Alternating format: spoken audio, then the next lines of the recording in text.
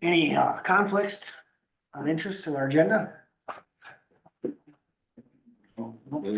Agenda will be approved as written. I'll just keep moving on unless Steve calls. Reading of the minutes.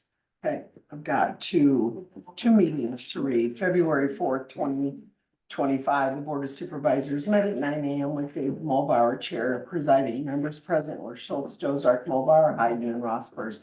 Minutes of the previous meeting were read and approved. A motion was made by Dozark, seconded by Hayden, to approve the 2025 dust control applicator agreements. Motion passed unanimously.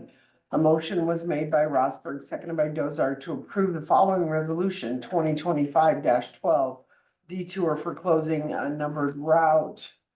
Voting aye, Schultz, Dozark, Mulbauer, Hayden, and Rosberg. Motion passed unanimously.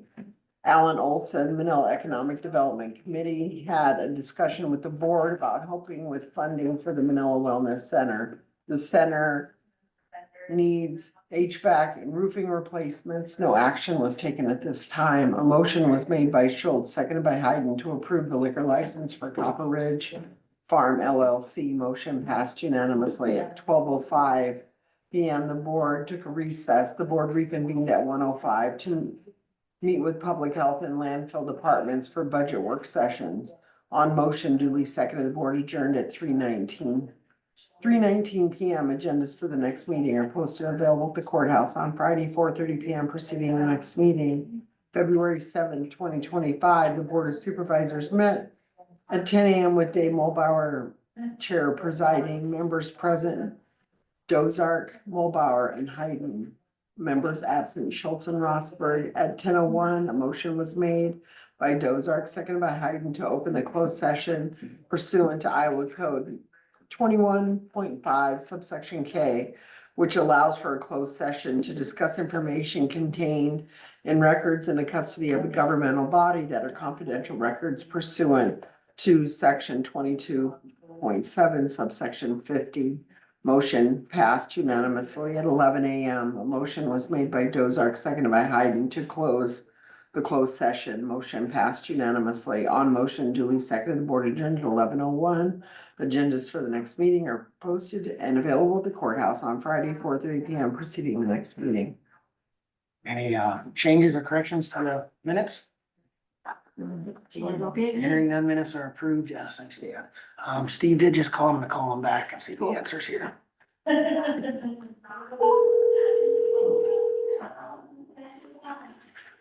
Hello, this is State Representative Stephen Holt.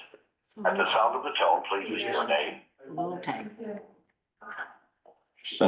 Busy guy. There he is. Good morning, Steve. Good morning. I call you too soon? We're just finishing up the minutes. Okay.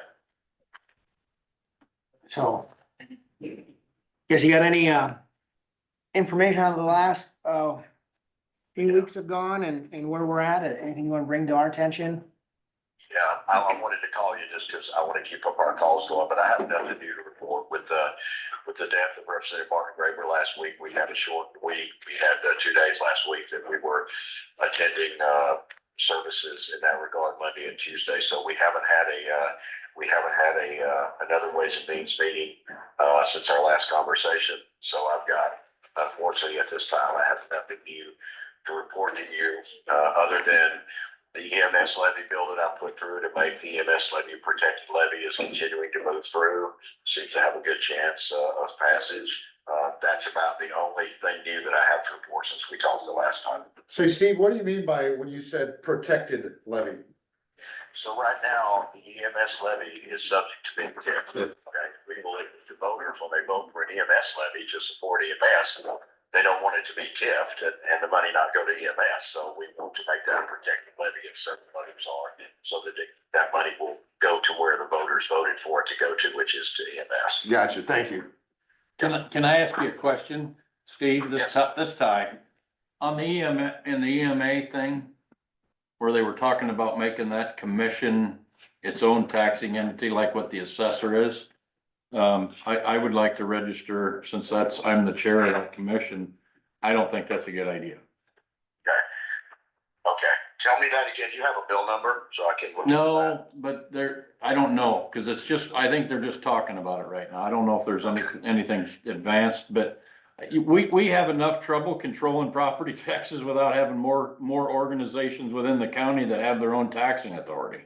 Right, I haven't heard a word about that, so Okay. I will have to look into that one. Haven't heard that, was brand new to me, so I'll have to look into that one. And I'm gonna take that, cause I don't know if that might even be something that they're talking about in DC, so, but I Yeah. kinda doubt it. It was That would brought be- up at our last statewide meeting. It was brought up at our last statewide meeting, so. Brought up 4 years ago also.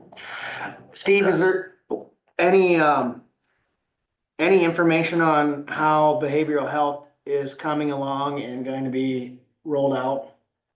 Yeah, Gene has asked me a lot of questions about that, and I'm trying to get answers from, Health and Human Services. I don't know if Gene's there or not, but I I've had no am, joy yes. yet. I've had no joy yet on this issue, so I'm continuing to try to get some answers for you guys. We have Caitlin Bishop coming today.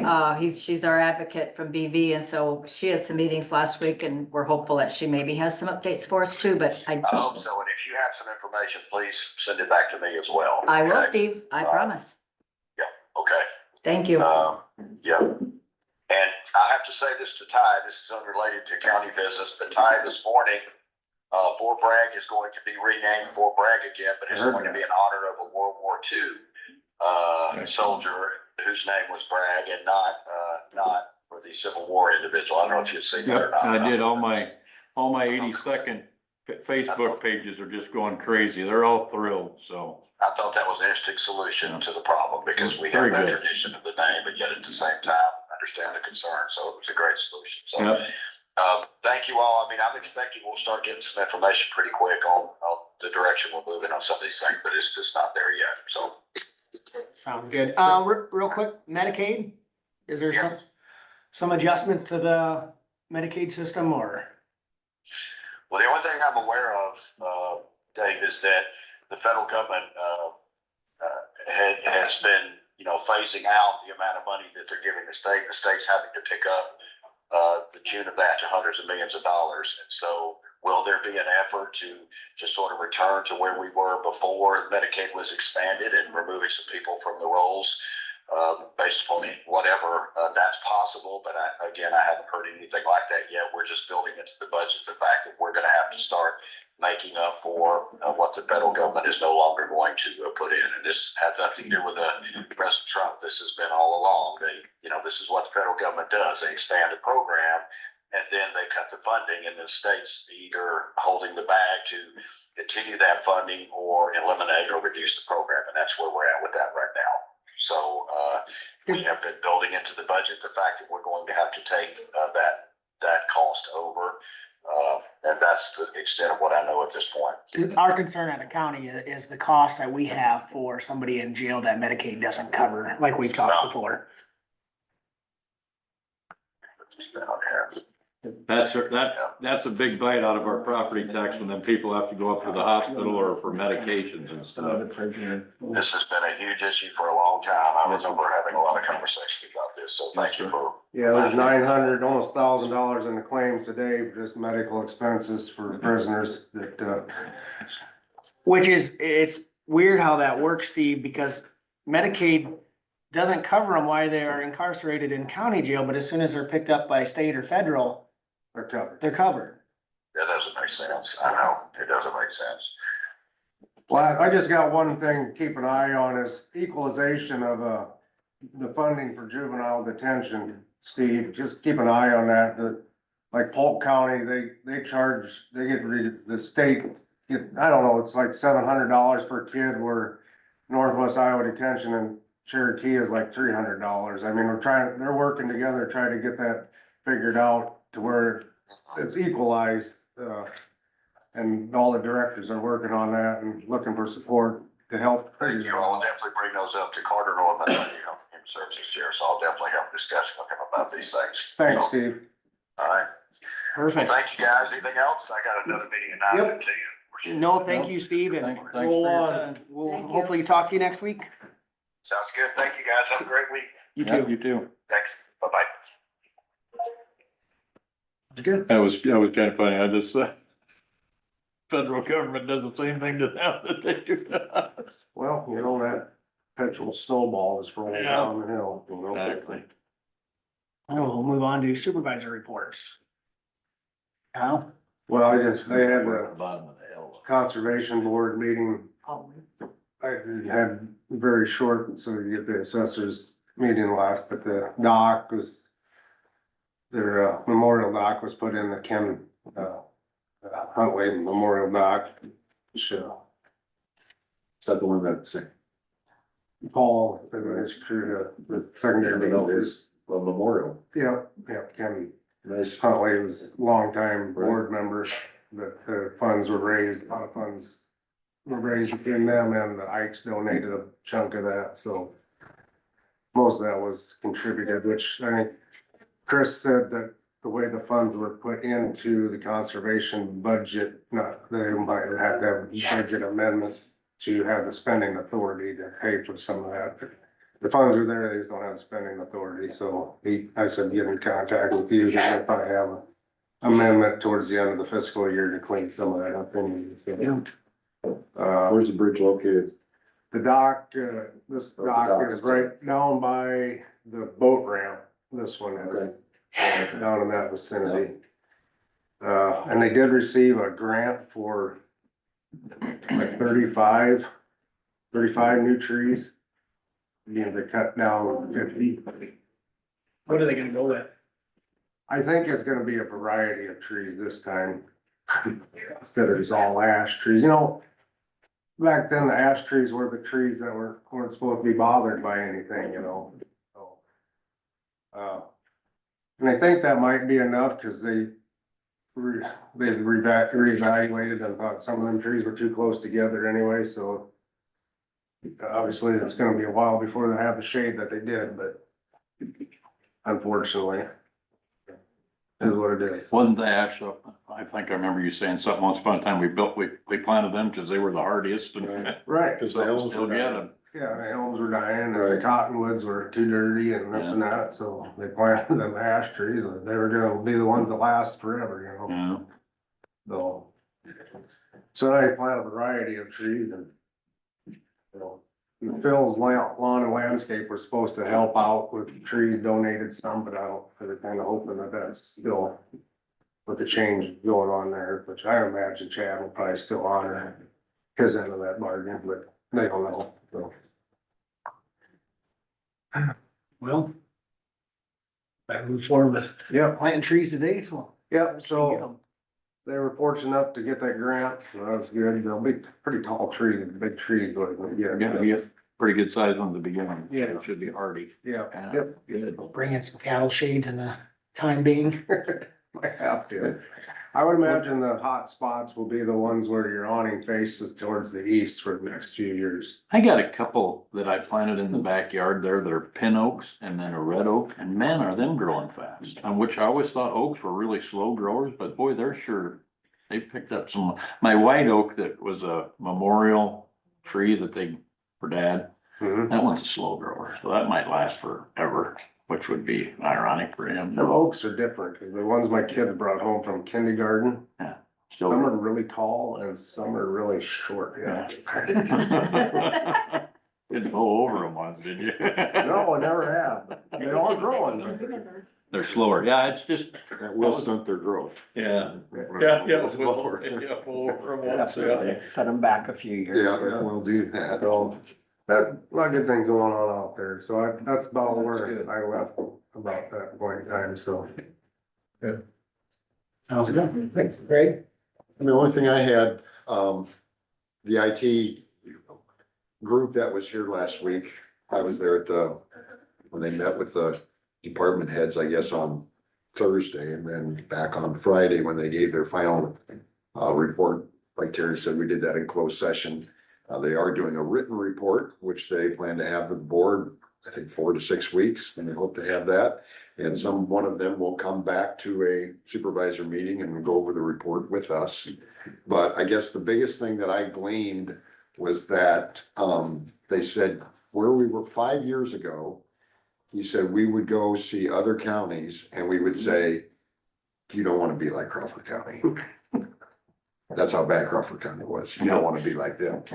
5 years later, He said, now we go around to counties, we say, you need to be like Crawford County. Is that right? Yeah, Well, that's good to hear. so that was really, From a security standpoint to just organized underneath one Umbrella. umbrella. so Jake has really done a good job Yeah. in his 5 years.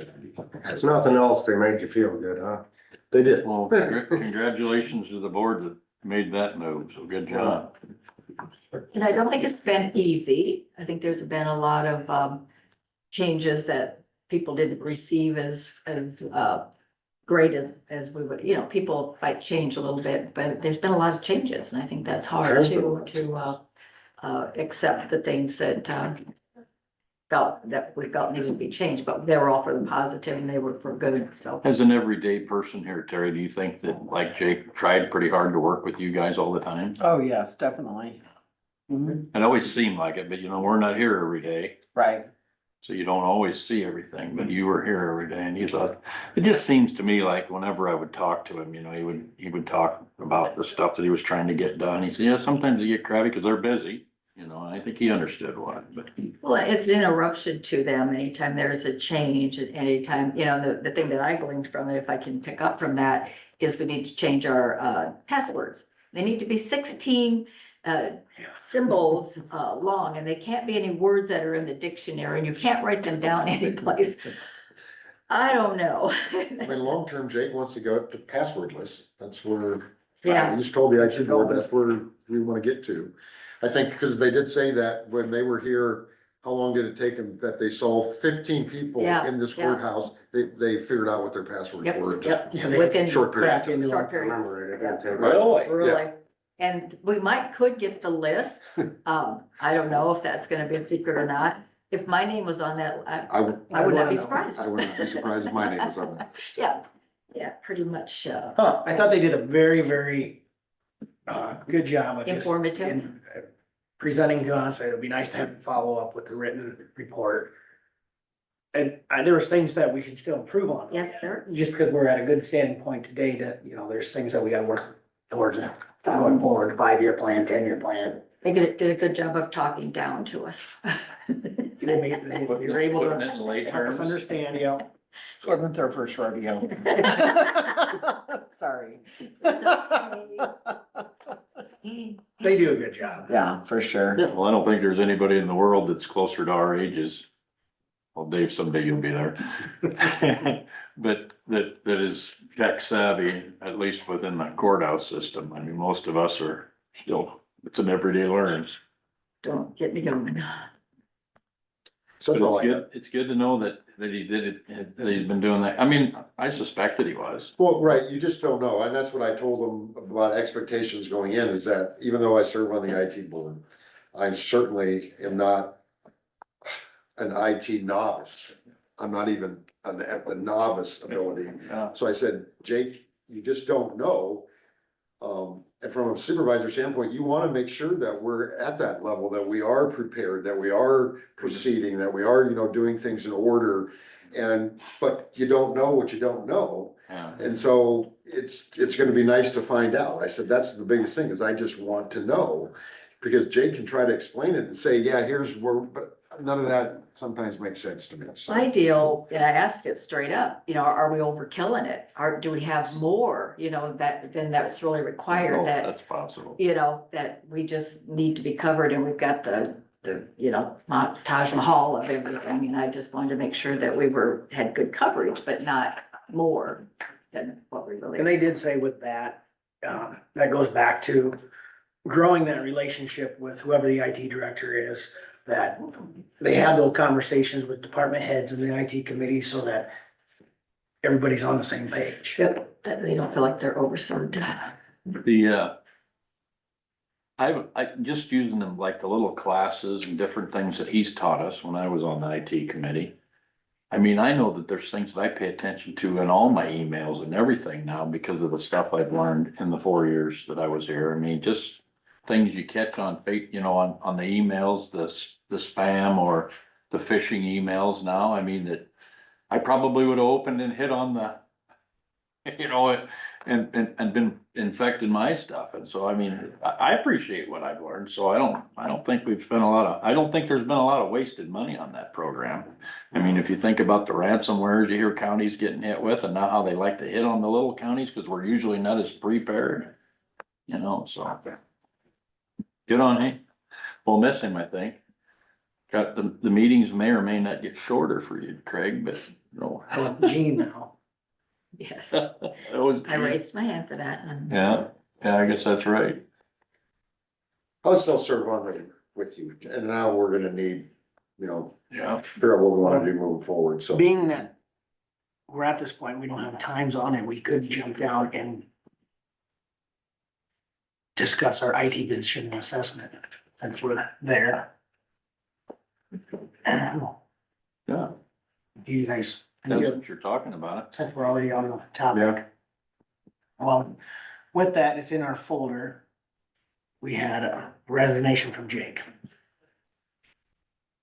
And it gives the timeline on it. You guys all had a chance to read that? Yeah, I was here till the 18th and then got went on vacation, but, whatever, March. And my resignation, March 19th of 2025, according to county handbook, a department head is required to give 30 days notice. This is my 30 days notice. I have 22 days of vacation currently on the books. I will be exercising this vacation time during my 30 days notice. I'm requesting my vacation to start February 18th. 22 days from that is March 19th. So not really 30 days notice then. Really?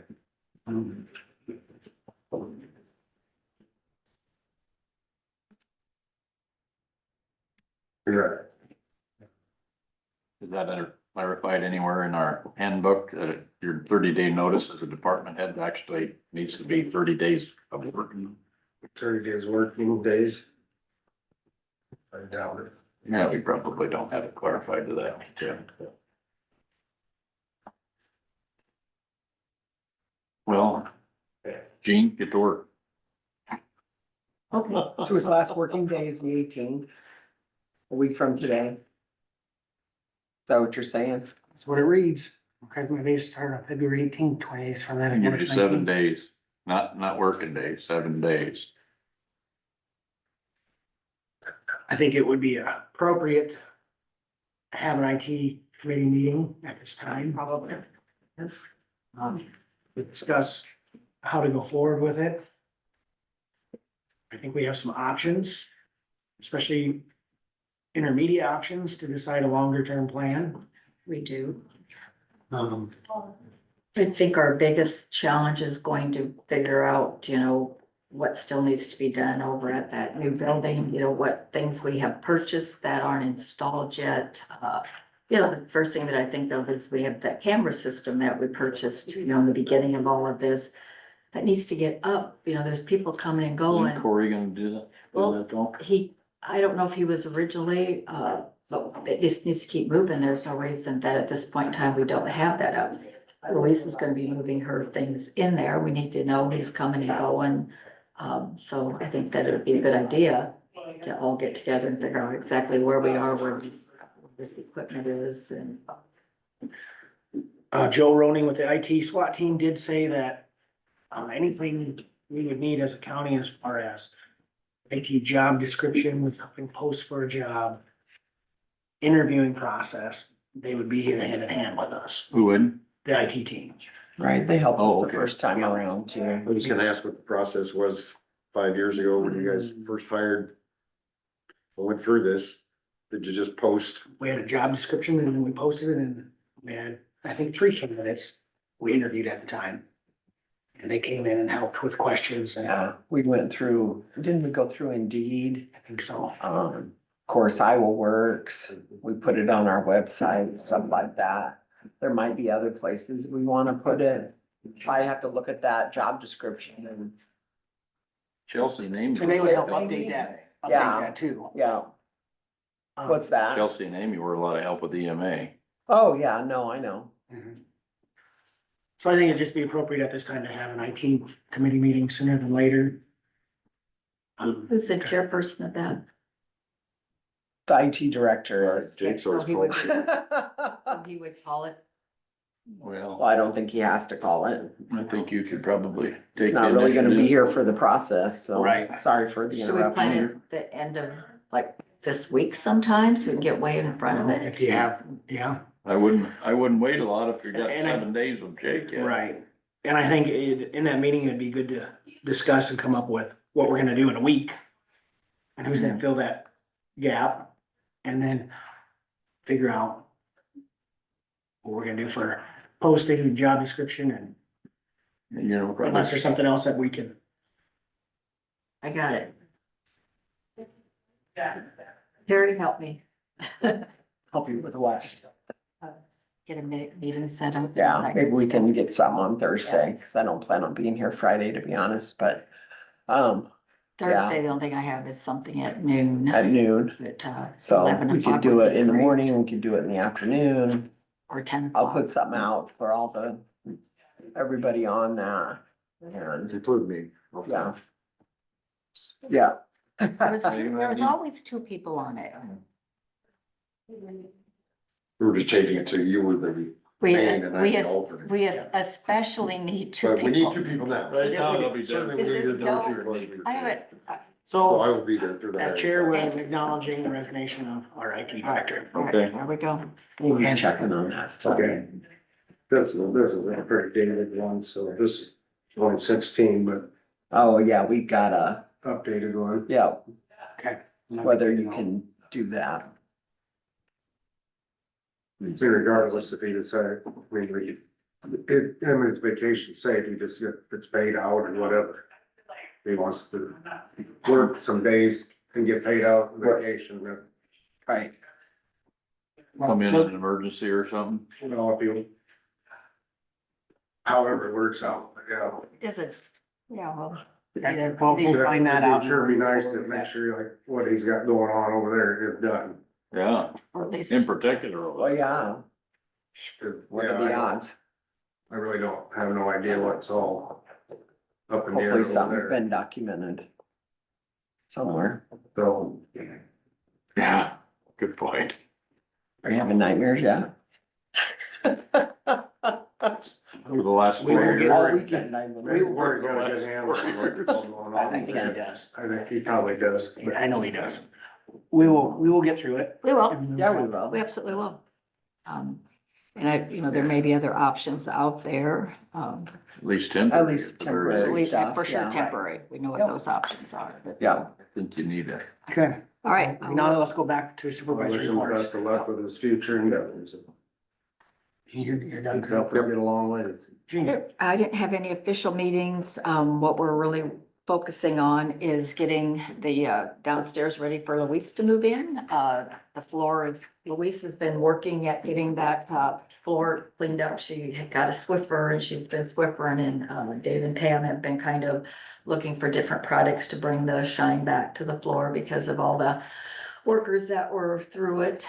Still needs to get her shades up. I did call the glass company and they will be able to get the window part of it in before the door. The door got back ordered, so we do have a door, but they said they could do it in 2 different groups, get the window in and so that she feels secure, because shortly after she moves in, it will be tap, and she wants to just make sure that she has a door and the window to keep that up. I don't know how many of you have driven by to see what the school did with the logoing. Looks very I nice. hope you all approve. I did question that, is, you know, she had this message board that she was gonna put up. There is room, and I was down there when the gals from the high school I were don't think there. you'll be able to see through that, to see that though. They think so, because she did have that discussion with Okay. them, because when you're in the inside, you barely know that it's there, so. But you cannot see in. What is it, the screen like on the back of the back window, your pickup Yeah. stuff? Yeah, you can see good one way, but you won't be able to see good the other. Yeah, I don't think you'll be able to see in to see that message board. They did talk about it, so I kind of, I was not hands-on, putting my 2 cents in, Anyways. I was. Because she did talk about that, and I don't know if she Might have to come up with a different plan for that. could be, but I know exactly that she did specify where that was gonna be. So that's moving along very nicely. we need to get in there and get the goo off the windows. That's really holding things up, but somebody took my goo out. I don't know where that went, so I have to go get some more. Every time I go down there, I'm like, maybe it's here or there, but, we'll get that done. Upstairs, carpets have been cleaned. They look very good. Unfortunately, with that old glue and the heavy, deep cleaning, some of the tiles have lifted up a little bit. So we're gonna probably just need to get a little tape or a little glue. I'm gonna talk to JCP Flooring about what they, think would be good to, put those back down.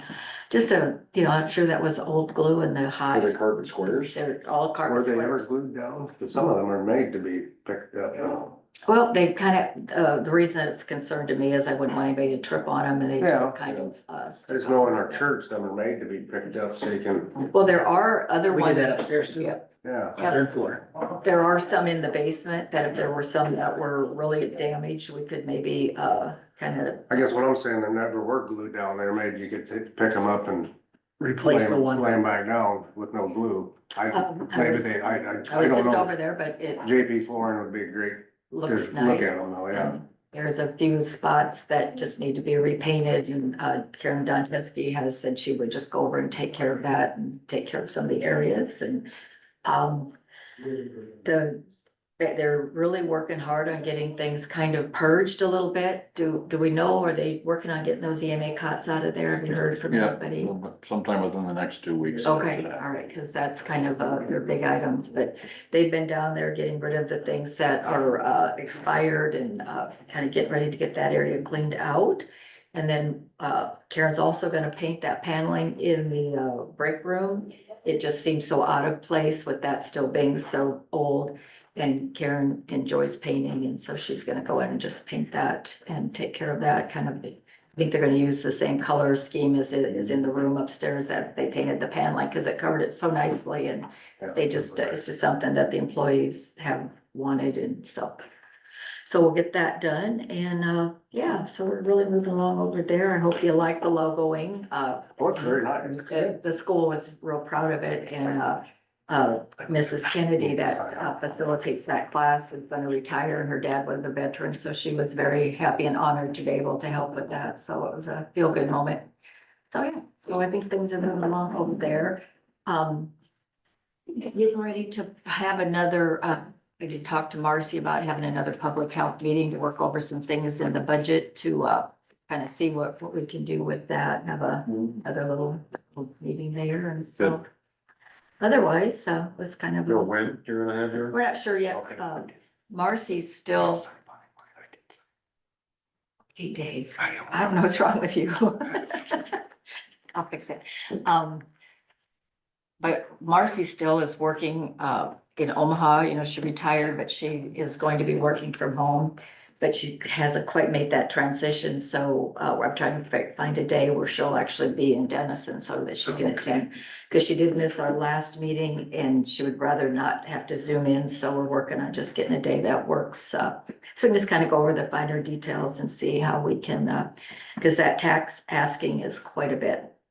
And I just don't know, but I think the first page, I'll just pass this around and I highlighted where I think the, problem is, so I'll just pass that around. Otherwise, pass it on to Ty. Did you, when I text you with that, did you dig into that anymore with what I found on? Was that part of your I think so. inquiry? I think so. Okay. So,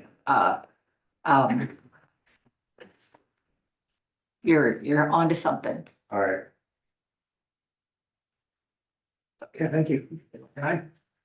I didn't have much last week after we got done with Tuesday's event, so we did have a little bit of stuff we went over in the EMA things, and stuff going forward, things like the cots got discussed and getting stuff like that done. He is gonna get together with Region 12 and may have already done that now. I think he's gonna do it at the end of last On week. the hazmat mitigation. Yep. Yeah, the actual overall emergency mitigation program, yeah. Yes, which we'd already been paying for, and he didn't know that. Yep. But since it had been part-time, I can understand why we did region control. I don't know if that's gonna be out of his range of being able to do in future years. But, since we're already paid for it, and And I mean, he said, God, I didn't know that. He said, that'd be great. He said, I'll be able to get a lot of other things done now, So so. that's kind of what we had talked about when we talked with Rick at statewide supervisor meeting. Yeah. So that kind of helps expedite things for him. I think he still wanted to be, I think when he was gonna talk to Rick, he still wanted to be involved in a lot of the process for his own education and stuff, so. And he'd already started some of the surveys and stuff, so I think that that'll probably help Region 12 too, so they can work back and forth. Yeah, that'd be a good plus for him. And then, that pretty much discussed other than we went over the budget and cleaned up a few other things. And so it's, his budget looks pretty good. Obviously, it'll be less than previous years due to the fact that we didn't have to throw a bunch of tower money in there. There's a few things in there to help him build a full-time program for us, but nothing over bounds or out of bounds, I should say. So, I still was stingy with him and told him, you know, listen, you keep talking like you're gonna be here 30 years, we don't have to do it all next year, so. Right. So, anyway, I think that he's pretty excited about everything, so that's good. We're gonna. Will he go out and meet with the different fire departments and EMS and Yes, just, that's all in the plan, and he's actually started on that. He wants to hit every city council meeting and tell the cities what he can do, you know, that he's there for the county. It's his job to serve the whole county, just the courthouse, you know, he's here for everybody, so. We're working on a hazmat. He did have to go down and have a meeting with the hazmat team from down in Shelby County, I believe, where they're based. We're gonna start training hazmat techs. That's all part of it. I can't remember what the dollar amounts and anything like that is, and I don't have that note with me, but I have to work with Smithfield again. he's actually reaching out to them. That was one of the things I told him. Like $0 expense to the county. Remember when we did it with farmland, but I don't know if Smithfield will be quite that generous, but you never know. I mean, you don't know until you go down and talk to them. I mean, that's even with CDC. I said, we've got to establish better lines of communication with our employers, in particular, the big employers in our county. You know, whether it's CDC and things for helping them, or whether it's EMA and how they can work back and forth. And actually, I spent a long time talking with Eric about Smithfield and what they could be, you know, doing, because he had a lot of, I mean, he was obviously in their maintenance for a long time, so we've had some pretty good discussions about helping, you know, Zach get rocking harder on supporting some of our more critical industry in the county. So I don't know, he's really rolling pretty good on all that stuff. I mean, he really, if I had to do anything right now, it'd be put a bit in his mouth to hold him back, because he's charging forward hard, you know, I mean, he's really motivated, so that's good. I think good timing today to having that farm bureau too, I mean, that's. Yeah, I think it'll go good. You bet. Yeah, because then you know, your farmers can ask questions, you know, because, I mean, they don't have as many hazmat situations, and most of our firemen can handle all their stuff, you know, the fact that they know that there's somebody that's helping coordinate stuff on a larger scale, that'll probably be beneficial too. So, I think so. But even with that, I mean, there's risk out there of anhydrous bullets Oh, really? leaking or hose breaking and. Oh, you remember that one out by Chemical Kuntz's that time? You just drove by on 141, and as you're driving, it couldn't get air out on the highway, and that tank was off in the field, but that south wind was carrying it across the highway. That just stole your air. So yes, they were very dangerous, Dave. Maybe you actually set up trainings, you know, to help with our younger people that don't know, to help the fire departments or something, and make it fun or something, where you get some good interest. 'Cause you know what? There's no more dangerous profession in America than being a farmer. Most of the time you guys are out there alone doing stuff, you know? So anyway, there's the things to think about for him, you know, and he's got all that stuff in mind. I got a NACO Rural Action Caucus meeting tomorrow, I think. Yep, 1:00 tomorrow Eastern, so noon. That's one of my rural things in NACO. We did yesterday have our leadership call for the Ag Steering Committee, and I talked with you a little bit before the meeting, but and when you came in, if you've got anything, Kyle, that you're, you know, I mean, the farm bill's got the, you know, the student thing, or the young farmer, excuse me, the young farmer things and stuff like that in it, and nobody's planning on taking any of that out, because, you know, that's one of the first things Feenstra will bring up when you ask him questions about is them kind of programs that we talked about before. But if there's anything that's being affected right now that you want me to take forward, we went over. I just noticed my son inquired about it the other day, and the records that a young farmer has to produce to even get part of the young farmer loan is almost Daunting. idiotic, that you have to have so many years of records to be even. To be a farmer and you're a young farmer, you're not gonna have a lot of. Yeah, you Kind have of to the have chicken and produced egg. 5 years of farming records to be even considered to get a beginning farmer loan. And since this administration's about cleaning up regulatory nonsense, maybe that's good. I'll bring that point up. So I mean, Good point. yeah, he went to inquire about a beginning farmer deal, and he came back, he said, well, that was a waste of my time, Yeah. so. Well, tell them to write some notes, to send with me to Washington. I'll read them to the committee of the whole there. You bet. But we're working on, there's different priorities. There's one that I wanted to bring your attention, that we're gonna co-sponsor a legislative priority with, I can't remember which ones of the steering committees. It was actually in like two of them already. And transportation was one of them. I don't know how they got in it, but they were on it already. But it's about, easements across the nation for electric and stuff, but it's kind of overreaching. I mean, they're looking where they could have up to a 5 mile wide easement for running the power lines. And the reason this is gonna be imperative in the future, I think, is when you start talking about these data centers and these other things like that are to keep AI moving in the country and all that, there's gonna be a bunch of them out there. Well, they suck gigawatts, not megawatts.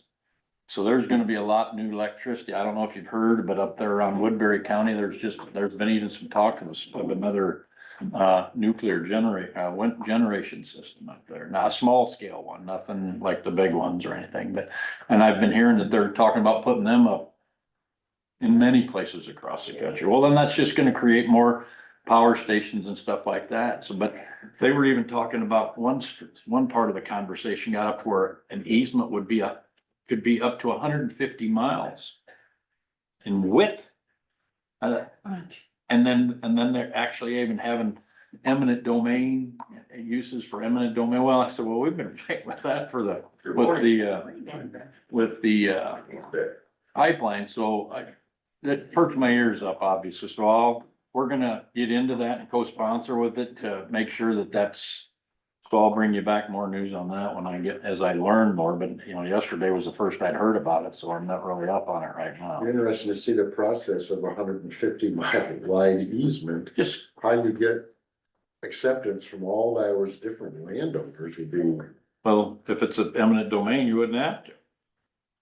And power grids, obviously something that's always been in where it's a little more important thing, getting power to everything, so they've had the ability to, get easements in through different avenues. But, it's, once again, you kind of want to make sure that people ain't got a green light to do whatever the heck they want, with other people's land, because you can go clear back to the founding fathers where they, I don't know if it was John Adams or one of them that screamed about without your right to property and the liberties underneath your own property, it's not a free nation, so. Some of the types of things that we gotta always be watching. And I mean, power gonna be essential if we're gonna keep up with the times and be able to compete on a national and international stage, but still don't wanna give away the farm in the process, so to speak. Literally, exactly. So anyway, those are some of the things. There were some other priorities that we've got. Most of it's got to do with the same things we talked about. I think if they would, the way they go about doing some of this stuff, instead of being just more or less taking it, make them be a shareholder in the game. Exactly. Interesting concept. Ding, ding, ding. Let's not say we're gonna give you a one-time payment, we're gonna make you a partner in this Right. deal. We've talked about that with the pipeline. Yeah. Exactly. Yeah. What difference? It's a lot easier to talk people What it into made. something if it's gonna bend, if it's actually another way to. Here's how much more Utilize- valuable your farm will be And Exactly. we're gonna with this continue, pipeline on it. you're gonna continue to get a payment yearly. Well, they call them royalties in the oil industry. Yeah, exactly. Right.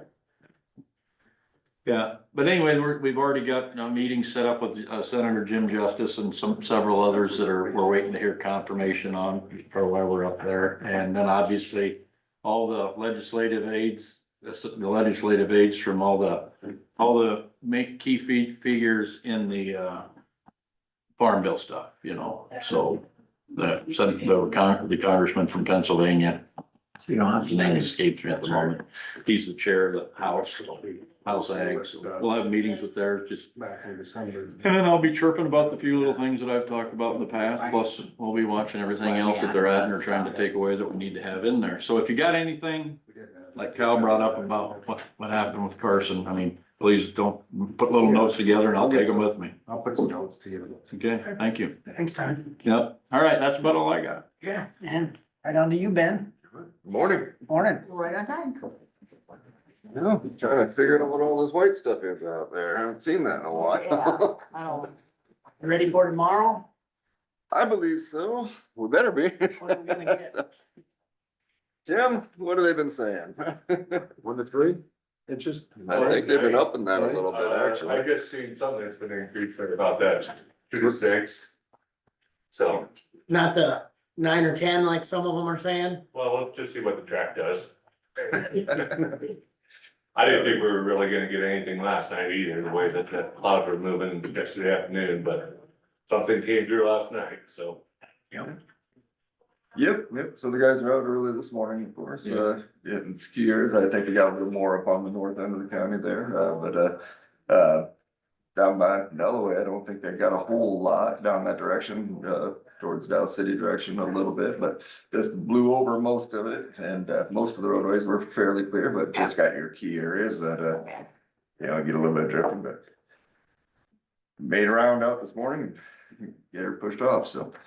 But yes, we're anticipating more tonight, so, or tomorrow, or over the evening here, so.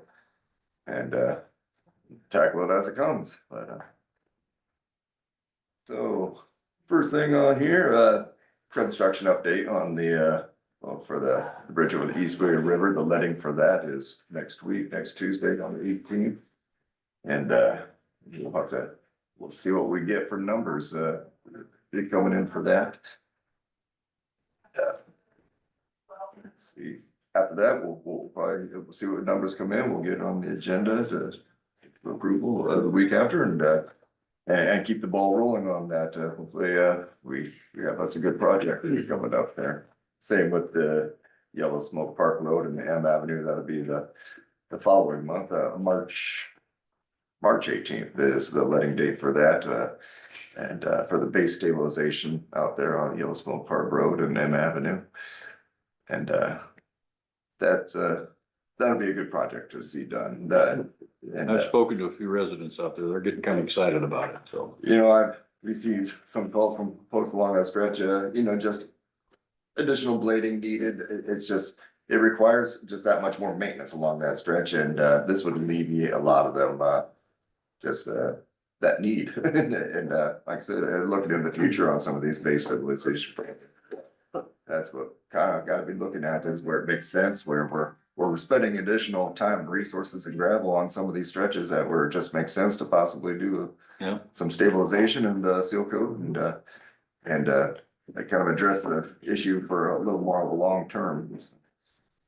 But yes, those are our contract projects that we will have lettings coming up and see where they land us, so. Sounds good. But, great crew, we're shut down, see the bridge crew, they've been working on a bridge south of Vale there as weather permits. They're in the shop this week doing some fabrication, as cold as it is, and but just, like I said, as much as the weather will permit, they'll work on that, and then, we got a good slate of bridges, for day labor bridges that we're gonna be working on for the upcoming season, so. Roadside crew, out cutting trees, again, has set them out there in a sub-zero temps, but they're out cutting, and, right now, we've got some of the guys hauling limestone from Fort Dodge, some Winch Commercial. Getting ahead of the game there, to make sure we're stocked up for spring, fall. We just use the tractor trailers for that. How many dumps do we have? How many trucks do we have? We have 2 side dumps, 3 belly dumps. Oh, Try not to use the belly dumps on a lot of that, just because of the cold weather, it'll stick. And then, once it warms up during the daytime, yes, we try to use those, but if it's really cold, you just can't, they'll just freeze up in the belly dumps. Okay. So, You bet. I know, sort of mentioned last week, I believe, looking at a couple new hires for part-time positions or, a couple of part-time truck drivers. Like I said, we're looking at possibly doing a lot more of our own gravel haul. We're putting guys in trucks and, so that'd be primarily what they would be doing, gravel haul. And, of course, I'll jump in with the crews, ditching if need be and, keep them busy that way, but, and look at one guy for part-time bridge crew laborer. They've been shorthanded for some time and they'd be good to get a guy on that crew and to You've got these people hired, no, you're looking for them, you're pending, but you got them identified. Okay, all right. I had one of the grade crew guys asking me, are we planning on having our normal part-time guys coming back next year? And I said, well, I'm pretty sure we do. as of right now, Yeah, yes, as of right now. that, I mean, that should be, John should have contacted him by now, so we'll just ask Sean if he has. So, Yep, we'll definitely wanna get our part-time guys that we currently have, The ones that know what coming to back do. first before The ones that Hire can you. just step in and go. we. Right. And just wanted to kind of share a little bit of the safety action plan meeting too, that we had last week. They come out, visit with law enforcement, it was there, secondary roads, quite a few different, there was really good turnout, to that, as far as secondary roads goes, what they do is they identify, certain segments of roadways where there's potential for safety improvements, widening of roadways, rumble strips, and I believe they tried to narrow it down to about 10 segments of roadway to concentrate on, where they would, where they're looking for those safety improvements, and there's a number of intersections and curves that they identified. But, I know Paul has mentioned before, last time they did that was, I believe, maybe about 10 years ago. And we used that information extensively in our applications for grant applications and, for safety funding and, to be able to point to that identification in that, local safety plan has been, very valuable resource, to us. So looking forward to seeing what they come up with for a final draft on that. We sat down within the afternoon session of that safety action plan and, just kind of cleaned it up a little bit. There were some projects that they had identified that may have already been done and she'll kind of modify what she had and get us the final version of it. And, so, like I said, it's a good resource to be able to point out identified, roadways that, require that would benefit from safety improvement when applying for our safety funding, so. Well, good. But, so yeah, we'll look for them to get back with us on that. Let's see. Oh, Tim,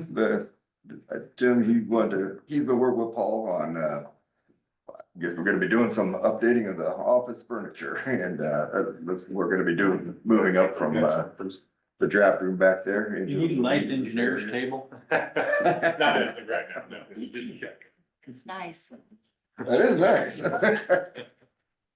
Yeah, you've been working with Paul a little bit more on that. We've just kind of been working with, Iowa Furniture Do you have an extra one? out of, Des Moines, Iowa. We We might need kind two of just there. go with, No, Ty has one. Oh, he does. He has two actually. Oh, look, I got two. Here. Sorry. Yeah. yeah, I made it. I was guarding it for you. Thank you, I appreciate But, that. there's gonna be a concept for the engineer's office, which is gonna be the first page, and then the other office is gonna be the drafting room, which is currently the VA as of right now. We're going to start to move ahead on the engineer's office, and get those projects possibly coming here soon. Waiting on the flooring timeline. We're gonna take that main center desk out, or countertop. We're gonna take that and we're gonna shorten it up. And possibly still use the nice fancy marble, restroom dividers that we have as a countertop again. But we'll get those polished up and hopefully get them put back on. That'll be coming from a local person that does cabinetry down out of Defiance. But you can see on them that you can kind of see the prices of the desk units. Which is very reasonable, you know, I had one first quote that was asking for everything in the kitchen sink and everything. We cut it back down to reasonable budget. Thank you. Who stuttered? That's what, As that's much as we can. that's what the chair and everything, no, Tim? Say what, they should all come with chairs, correct? Chair and everything. Yes. And it is good quality, furniture for these cubicle areas, I know, The person I'm working with, he did about 85 to 90% of all the furniture and stuff like that in DMAC. I went down to DMAC and met with him to kind of finalize some of the drawings and such, so. There are some stuff for the drafting room that probably will be 1 year, and then the other one, the next year, it's that center table that you see that's that big number there in the middle. I think we really need that, to be able to sit down with our inspectors and our drafting personnel back there. Have a nice big layout table that we can sit down and talk with them. They can show us what they're doing, show them what we want them to do. So that's kind of maybe a pushback on a later year, but we'll just see how this later budget comes. some of this office stuff. Not to say it kind of got sprung up, but a lot of it, I guess I personally wasn't anticipating, like, let's say the front office, all of a sudden, looking at doing some flooring, and it's like, well, if we're gonna be doing flooring, we should really look how that's gonna affect it if we do reorganize here. I know That looks like Tim's that's be gonna give you a lot of room. It's gonna give us a lot more room. Yeah. Yeah, shortening up that counter is, opens up tremendous amount of room, actually. So are you moving it's a- him into the main office? I will be in the main. One of those two offices? Yes. Or two desks? 2 desks, Yeah. correct, and we'll probably move Kate, our part-time on Wednesday, personnel go into that middle office where Ben Currently is. currently is, cause I feel like I should be out there in the front with their personnel coming in or public coming in, Sure. just to help out. Is this something in this year's budget, or are you budgeting for it? Yes, Yes. we have It'll come some- out of courthouse, in case you're wondering. Yes, I was. Okay, Okay. So it's coming out of our, assuming we have it in there. we have We're some. not already done with that over there, Right. so I don't know if we do or not at this point. I mean, I don't, cause it was sprung on me too. I guess. I mean, I knew it was happening. I knew the proposals were, or the probability of a project was happening, but I shouldn't have assumed. So it's coming out of capital improvements, we'll have to see what we. Right, what we can do and when we can do it. Right. I do believe we also have some funding in our secondary roads budget, already budgeted for this type of project also. I guess I can't speak to that, so, Paul's been, that's what it's very, that's, Very professional. So what are you gonna do with that big table that's in Louise's office currently? We're not for sure yet. Okay. We'll probably try to use it as best as possible, but if it does not fit in that area, then we'll have to try to find another home for it. I'm not a big sit-down person at a table when you're talking business, cause then you just kinda relax too much. When you stand up, you identify activity and you go from there, and that's kinda what that stand-up table is for. It looks small on that, but it should be right around that 48 inch height. Kinda like a round table at a bar.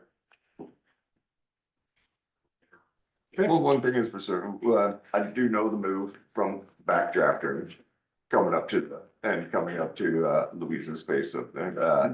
is, supposedly happening. I think, Louisa is planning on the end of February here at some point, Yep. So I know that's something we're gonna wanna be Johnny on the spot, trying to get in there, so we're not trying, delaying our work on, what we should be doing, projects and whatnot, and trying to move things in while we do have a little bit of slow time, but, Well, it is a good time to do it. I mean, if it is, yeah, middle. of winter. transitioning around. Take a little bit of break from our design work New back there. floors going in there too though, right? Right. So you're gonna have to work around that. There are new floors going in that room. Yeah, that's why, like I said, we're trying to do everything as Time is gonna be Yeah, kind we'll of be key, taking that wall out. but yeah, that move is gonna happen, and the office furniture that they've been using back there is, well, pretty shabby. The cubicles that they. It'll be nice having that So shit. office move up closer. Correct. Maybe we Oh, they're get. hard. We might wanna let you take that chair. Yeah. We need to get. No, I just, We just touched the lever. One in my space will squeak every time I sit back. How I never drive Kathy nuts is beyond me. I love that. But yes, that's kind of, what we're looking at, we're gonna have some Concept is further here. discussion on that, but I know that's something that's gonna be happening fairly quickly. Looks like it'll So, fit your needs. pardon? Looks like it'll fit your needs. I believe so. And it'll leave the drafting room and the engineer's office looking a little bit more professional and up to date. Modernized. That's what we call What's that. your favorite? Modernization. Should be used in many places. The next thing we're gonna go over is the sale item that we're gonna be taking down as a sale barn. Okay. If there's any question on these certain items, feel free to let me know. Okay, these are the, is that what we're gonna be? I'm gonna be getting with, Thus far. Oh, you're, here today to hopefully get a set date. He's gonna try to do an online auction along with live down there for this auction. So maybe we'll get a little bit more bites on some of the equipment. Cool. So How can you part with a 1976 and a 1975? They don't make them like that anymore. you're right, and it's really hard to find the parts that there's. Oh, the old 11, they're gonna probably shed a little bit of a tear for, I'm sure. good old days right Sentimental there. value. but like, He's older than I am. That TD 15 dozer that's been on the bridge crew for, I think, since it's been new. So it's time for that to be updated. Every part I got for it here in the last 5 years was a used part out of a scrapyard up in Wisconsin. Don't know, there's So specifically. it's getting harder and harder to find things. I think Paul always be. but even like that, and the 950 cat wheel loader, there's, for being an old machine, there's pretty sound. Oh, there's sound. Yeah. Yeah, I would, I mean, if it wasn't for, Yeah, I know a lot of hard to times find parts for that TD 15, keep a that list. thing If they would were, push. I'm sure it's not Nice. something that would. So, and we have That's a new cutting edge on it, so. Yeah. Which at that sale, we've had very, very good luck. Very good luck. It's got some issues. People being It got big interested. sold as Yeah. is. I know it's got some wiring. Well, I think they know, people know that it's good equipment. It might be older, but- Stick it. Oh, correct. Kept up. It's taken care of it. In the last couple times at the bridge crew, or we had equipment down there, I've always, myself or Jack was down there to help answer any questions when people come around before the sale, so. Plan on doing that again. Just one thing, the Mulbark wood chipper, the Eater Beaver, that is actually, the conservation that's out at the park.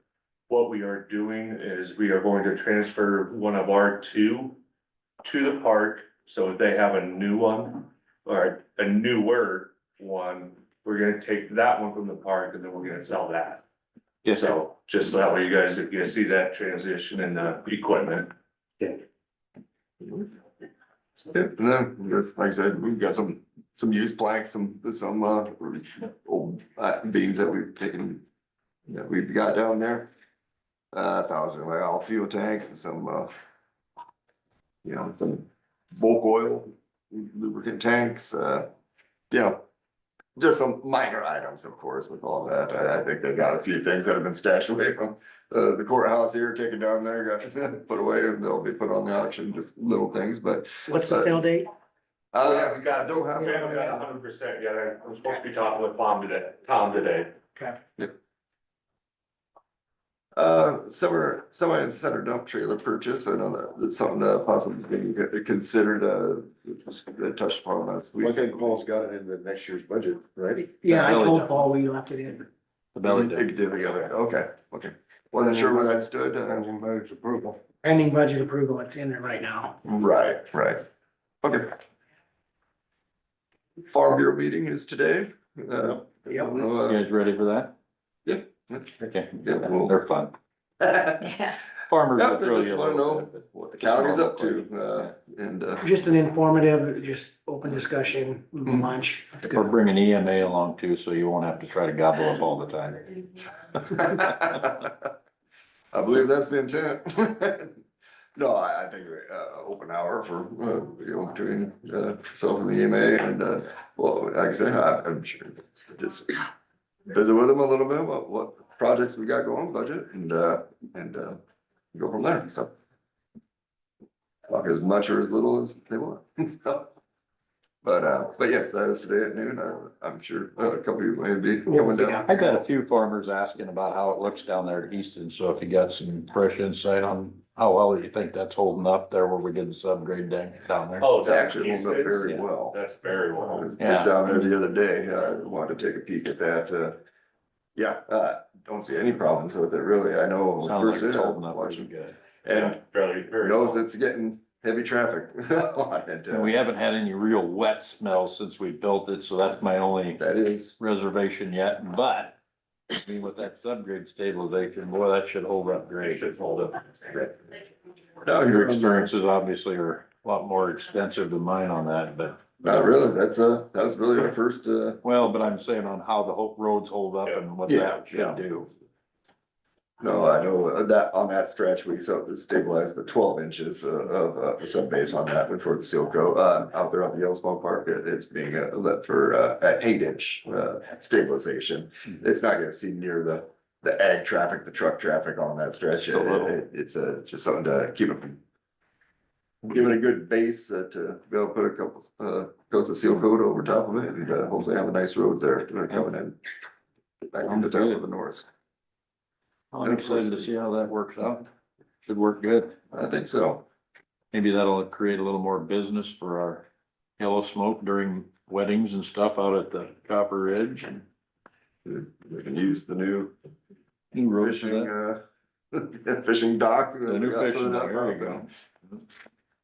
Yeah, of course, we got, coming next month, the DOT's, gonna be closing that bridge on Highway 30 and that's gonna really have an impact on the surrounding roads, so. I know, they're looking at, the detour being, of course, Buckgrove Highway over to 59. And, they are looking to, that, agreement back, for their use of that for the detour, it's something I'll probably have to, next week agenda, for approval, but, they did get back with dust control sites, I don't know if you. Yeah. For the most part, it's gonna affect 2 properties. Most, I guess I don't know the names of the, other over there, but yeah, the 2 residential sites and then of course coming into Arion there is, affecting the most, they are gonna treat 300 feet either direction of any intersection. So coming down to Highway 30 there, where dust would just come across, as people come up to the highway there. So Ben, the red just designates the roads that you assume that they will be taking, the gravel roads. That's actually, the red is where they're gonna apply the dust So control. there's actually farm The road- places, farm yeah. places right there at each of those red lines. Yeah, I'm assuming, well, like I said, the Intersection. official detours, Intersection. U Avenue over to 59. Intersection. It'd be Farm naive to places think that and they're not gonna take Arion Avenue and 210. That's Well, I yeah, would say we close to don't. 90% of the traffic is gonna find their way around that. Our local traffic for sure is gonna be For there. sure. Homer's house coming into town. Yep. Yeah. So we can anticipate it affecting them roadways quite a bit. And they agree that they're gonna be jumping on top of the dust control at those locations. And like I said, the good thing is it's not affecting a lot of residences, but it's the ones that are there, it's gonna impact pretty hard. That's for this bridge, this. Correct. That is the path the locals will take. Yep. It is. Without a doubt. I would venture to say 90% of the traffic's gonna travel those two roads. I would say U Avenue over here is gonna be busier. Busier, yeah. That'll be the busier. Yeah, people coming from the north are gonna find their way, and possibly from Marion now, but they're gonna have to go through Arion. And I don't know how aware the city of Arion is of all this, but, I know when we were out there visiting with them about dust control, we reached out to them, to see if they wanted to participate in the discussion about it, but, he did that that time, so. I Is there don't, any I, touch up that needs to be done on Danny those isn't two gravel roads as there. far as additional limestone or grading I or think Danny in can- anticipation? I'm sure. Not at this time frame. Stevens. Some Stevens, Stevens put this there. Is it, is Eric, that? Mary. Yeah. We'll have them in as good a shape as we could possibly have them prior to construction and definitely shape up in front of where they're gonna apply some dust control. But like I said, as much traffic is gonna go across them, they're gonna need regular blading and hopefully they're good with reapplication of dust control in them areas where it's gonna have to be bladed at some point with that much traffic. So Yeah, mainly concerned with the two residences along the stretch and you'll be able to do how laundry much out it on that impacts street the- after we get going. Is this one the one that's 6 months? Well, I think they're anticipating about 3 They'll be months. good. 3 months, okay, construction, that's good so news. That's their goal. That'd be good. So, Are you gonna bring us down to Farm Bureau? Yeah, Sure, sure this is can. something. yeah, Yeah, that's that's good to have, Would agree, Dave, yes. good thinking. Will do. That's all I got for you. Yeah, you can have my Yeah. copy back if you wanna use it down Yeah, there. you want, Yes, I yeah, sure might as can. well, There you it's a go. lot of ink. And we will see you back down there. We'll be there. Probably all same things. All right, appreciate the update. Yep, Mitch. Alright, Oh, good. thanks, guys. Well, thank you. See you at noon.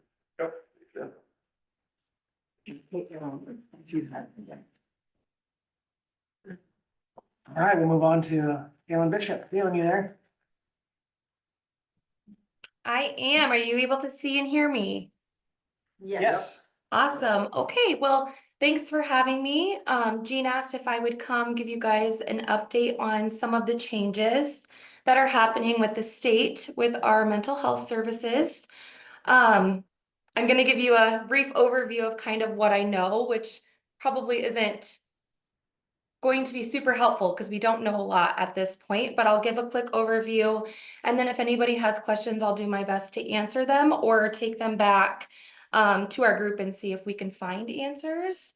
So I'll just start by explaining a little bit broadly. Right now, our mental health regions are providing mental health and disability services and funding for the state, and there's 11 of us.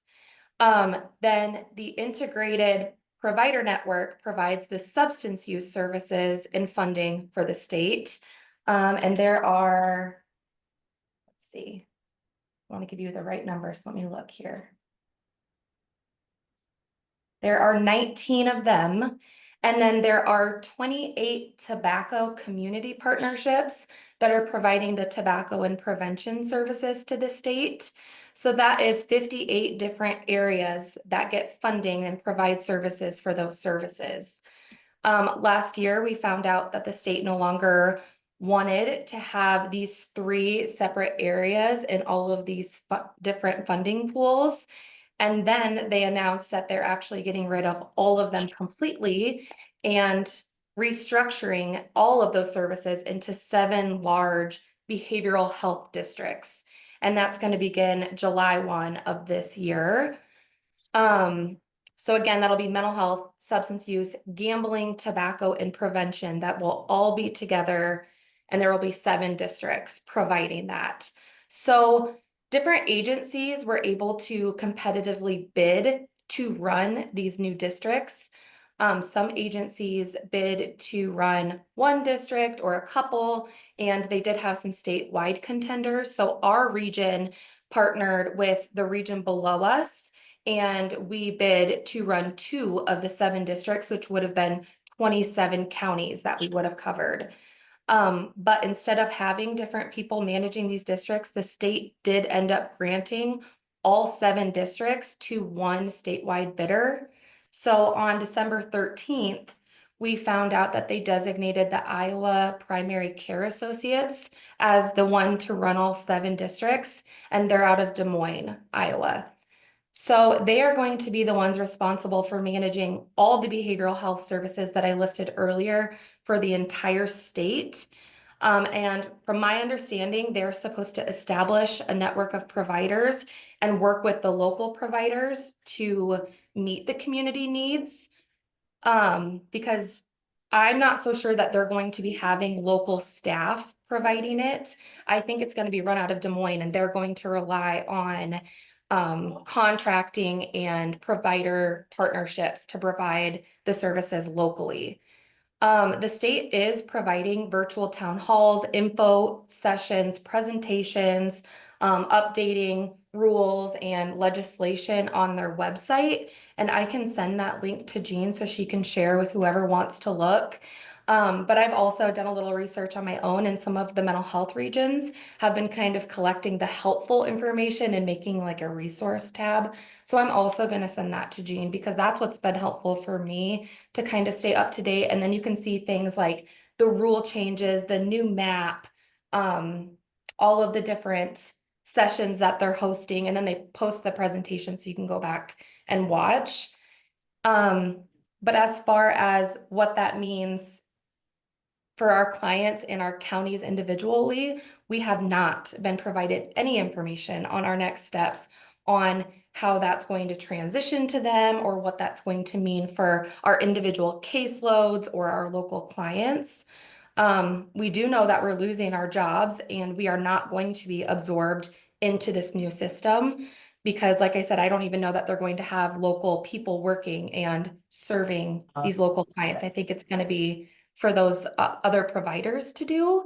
But as for now, we are continuing work as we do until June 30th. We track all of the work that we do in a county database. We track all of our data of our crisis services. Every time I have a phone call, I meet with somebody, I work with someone, I refer them. I track all of those things in our system. I track their hospitalizations, their arrests, everything that they do, any interaction we have, I track it. And we've kind of heard that basically they're going to take our system and all of the stuff we've documented, all of the work we've done, all of the funding that we provide, and we're going to do a giant dump into their system. But I don't know that that means that they're going to carry on the work that we're doing or provide what we're providing. I think it's going to be up to them and their criteria, what they continue with versus what, I don't know. I think they'll pick and choose what of our stuff they're going to continue with, if that makes sense. I also will update that aside from the mental health component that our region does, we also have our disability services component, which is serving people with intellectual disabilities. And that part of it is not going into the new behavioral health districts. That's going into a separate thing called a disability access point. And that, same thing, they're having people bid to manage that. And again, our region partnered with the region below us, and we also bid for that. We were selected to present our bid or our plan to the state of like a week and a half ago. So that was a good sign, but that will not be designated until February 21st is when we'll find out if we were designated for that or not. But I know we all have sneaking suspicions that that will probably go to someone who's statewide too, but we don't know. So again, I can provide those links to Jean if anyone wants to read more about it, but we really don't have very much information about what's going to go on, because I mean, my personal opinion is they know we're all going to be unemployed and out of jobs. And if we know what the transition is going to look like, or how difficult it's going to be, or how quickly they're going to get rid of us, I think a lot of people would jump ship and leave them with a need in their counties until July 1. So I don't know how quickly they'll share information, or if they'll keep it limited to kind of keep us strung along to keep, you know, things going, but I guess we will see. Caitlin, we had talked this morning and you were giving big kudos to our new sheriff about how he's referring people and the caseload that you have here in Crawford County. Do you want to touch just a little bit on that? Roger is here, so we're fortunate to have that. Oh, awesome. Yes. I really enjoy working with Roger. I mean, even before he stepped into his role now, we had lots of communication. I go into the jails and I see clients and it's been a little busier lately, and I don't know if that's just the demographic that's there or if it's just I'm getting more referrals. But it has been busy. I do get calls from Roger, or we connect and bounce ideas back and forth as he comes across people in the community.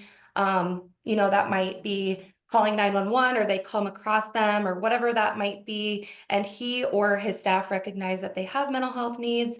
We do collaborate. He'll let me know, hey, I went on this call, this is what happened, can you connect with the family and help them? So we do have that kind of collaboration. And same thing in the jail. He can contact me, the jailers contact me when there's somebody with some higher needs in the jail that might be needing. It might just be they need someone to talk to. They're having a really hard time adjusting because it's not a great environment to be. And so I work with them on coping and get them materials on how to manage their mental health while incarcerated. I make referrals for them for when they get out, or connect them to therapy, medications, or whatever services they might need, like housing or insurance or a job or food or whatever that may be. So yes, there has been really good collaboration with law enforcement. I always speak very highly of Roger. I mean, he is not afraid to call me and let me know if there's a situation, and I might not always have an answer and vice versa, but it has been very positive collaboration, which I'm happy to see. So are we. Thank you very much. Yeah, of course. Go ahead, Ty. So we really, at this point, don't know who in particular for Roger is gonna reach to come July 1, do we? Is that correct, Caitlin? That is correct. They have mentioned nothing, especially about like the jail component of things. When someone is in jail, they lose, if they have Medicaid state insurance, they might have a caseworker that helps them, but when you're in jail, you automatically lose your Medicaid, which means their caseworker and their insurance is inactive.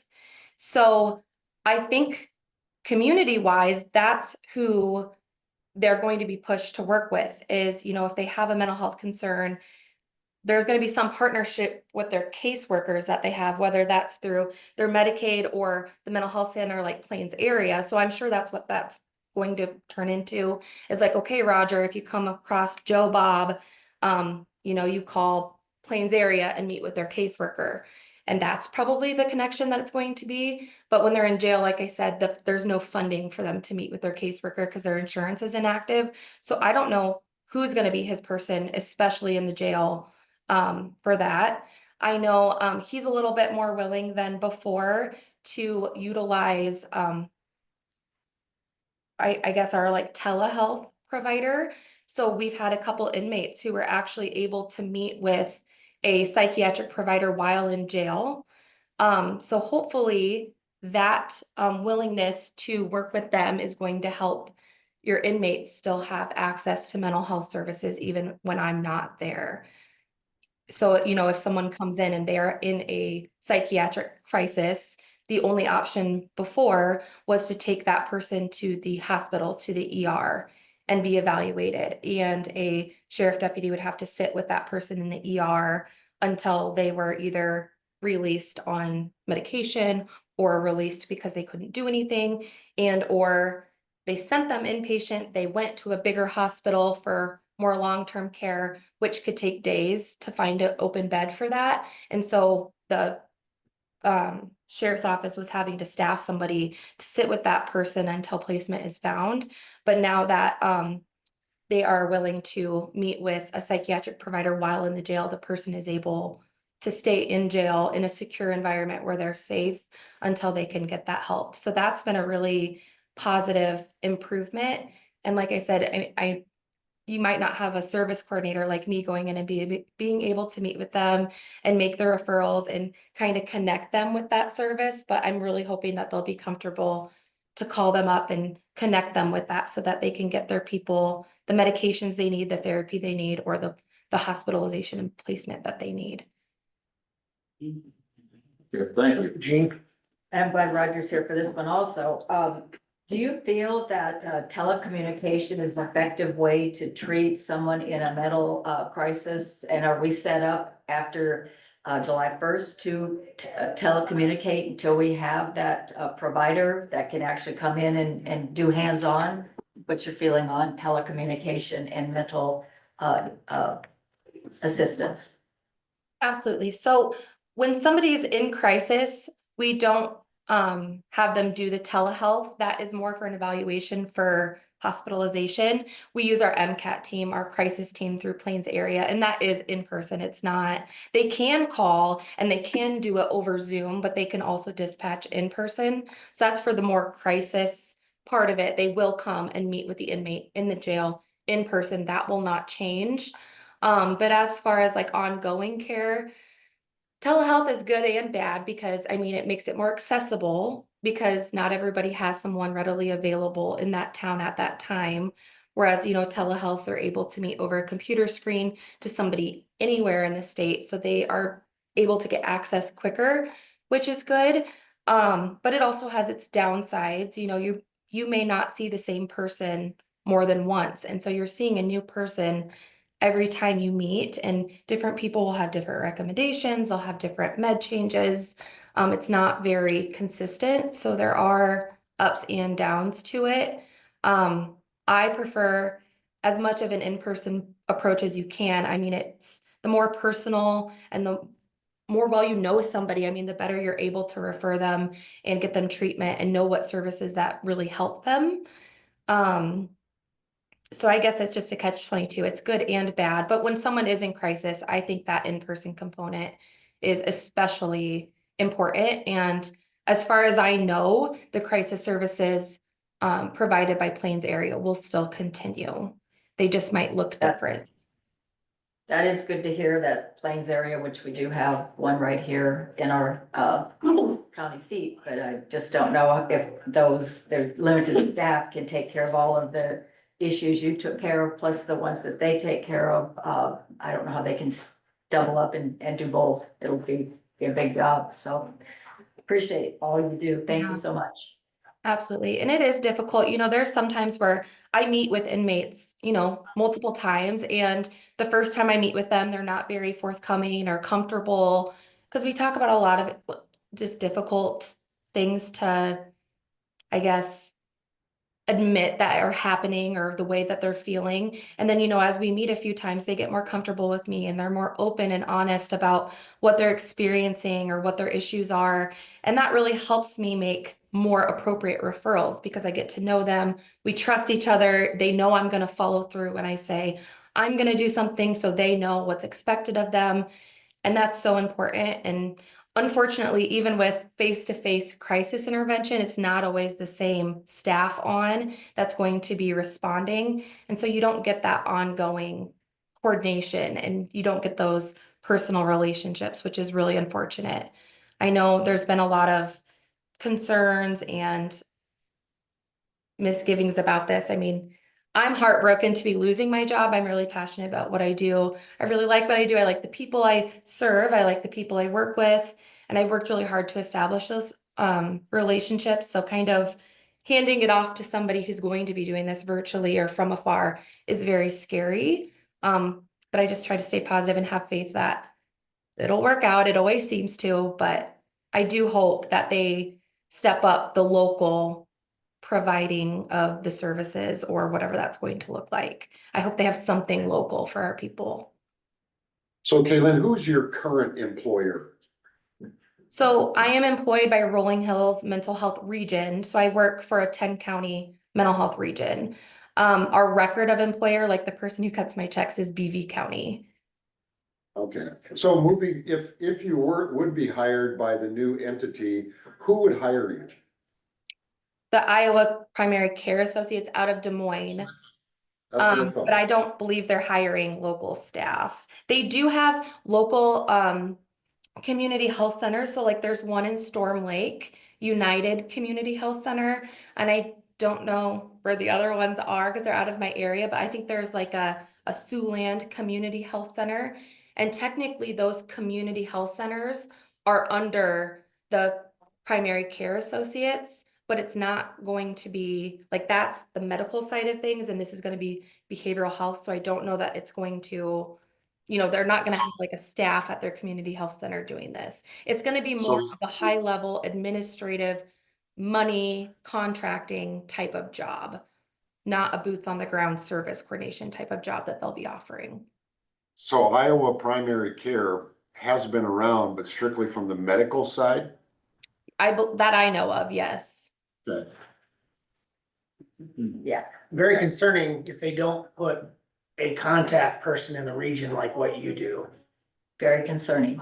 No. And that's why I think we needed to have you come and kind of share what you know, because it's kind of the same thing that I've been hearing. And Yeah. we went to Des Moines a couple weeks ago, hoping to gather some updated information, and we didn't really hear anything that gave us great comfort of where we're gonna be in Crawford County with mental health as of July 1, and it's concerning to all of us because it's a big issue. And I think it's something that we deserve the answers to, of what it's gonna look like and who's gonna take care of our people. Because the trust that you've built with those people are important. And starting all over from scratch with a whole new system just sets us backwards, I think. So thank you for coming. We really appreciate Hey, it. I don't know, with Iowa primary care, you know what they're gonna charge for administrative fee to do this? I don't. I have no idea. I mean, it might be somewhere in the 50-page state plan. I haven't read through it thoroughly. I don't. The only thing I know about any kind of money, period, is that whatever the state is giving them for money to provide all these services, they can only use 7% of their administrative cost, or 7% of that money toward administrative costs, so like the staffing. So, and that's per district. They get 7% of the money given per district for staff. So that's a very minimal amount. So I'm not thinking that they're going to have many staff. That's all I know. I don't know what what the cost or anything like that. I'm sure it's in the somewhere. I've been writing down things to ask Steve Holt, kind of verify and see how he feels about 7% of their revenue just going, that's not enough. Does not seem like. And I did see, I got an email about it, so I haven't looked into it super closely, but I did see that they are accepting like applications to be a part of their advisory board. So each of the 7 districts will have an advisory board of 10 people. And I think that is supposed to be the local input, is that advisory board. That's where they're gonna offer the local input, feedback, that kind of thing, is through advisory. And I don't know if those positions have been filled. Last I knew, they were looking for somebody with lived experience to join the advisory board. So I don't know if that means the other positions are full or what. Caitlin, would your job though, would you be I wouldn't consider you administrative, I'd consider you operational. What is your position, what you do? Obviously, we're concerned about losing somebody like you, the benefits are obvious. Are you operational or administrative? So technically, through the service coordination, I would say it's more operational too. I mean, I do a lot of administrative duties because we provide funding, and so we do a lot of that work that way. But yes, I'm more of the boots on the ground. I meet with the clients, I make the referrals, I'm doing that nitty gritty. We have a CEO that does our budgeting and our all of the more high level administrative things. And then we do have an administrative assistant who assists with that. She pays the invoices for things. So I mean, they're our main administrative heart. And then there's a handful of us throughout our 10 counties that provide the services. I think in my mind, the way I imagine it is there's going to be a big push for local providers to do what I'm doing, because they do technically. So Plains area, for example, they have caseworkers that do what I do. But it's through a program that you have to have Medicaid to get.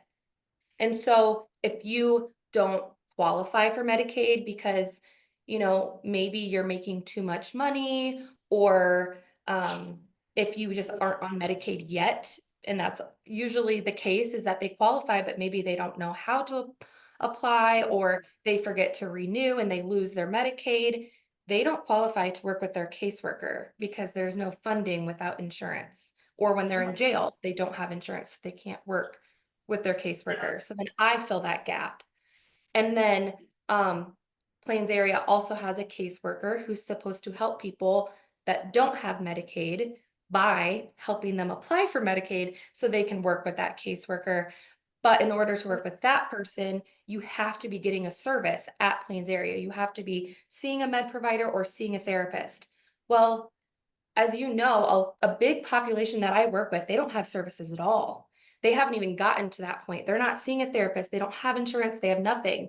They are mentally ill and not being treated. And I'm that person that holds their hand and helps them apply for Medicaid, helps them get in to see a therapist and get them on meds and get them on treatment, do all those things so that they can get a caseworker. I'm that gap filler, that person that takes the person that has nothing yet or is in limbo because they're in jail or whatever. I'm not a permanent caseworker. I'm that person that works with someone long enough to get them what they need to have a long-term caseworker. So I think there's going to be a big push for people to work with those local caseworkers like that, but there's just a big component first and foremost beforehand that a lot of people need help with. And that's what's going to be missing. That's what's not going to be here with those new, ASOs. The funding's going to be there, the services and the rules are going to be there, but that hand holding to get vulnerable people to that point is going to be gone, if that makes sense. Kind of an important link in the chain, I'd say. Well, I'd say so too. Great update. Thanks. Oh, well, thank you for all you do and Yeah. keep working with Gene and us and going forward. And hopefully things work out for the best, but I think we'll have some transitional and growing pains. Absolutely. Updates are always greatly appreciated, so thanks again. Absolutely. I'll send you those updates and then you have my contact information. If anybody has further questions or comments, you're more than welcome to reach out to me at any time. I'm here and I'm sure, I don't know if anyone looks at our governance board minutes, but it has been talked about. I mean, almost 200 people across the state are losing jobs. We are looking for other jobs. We have to put ourselves and our families first.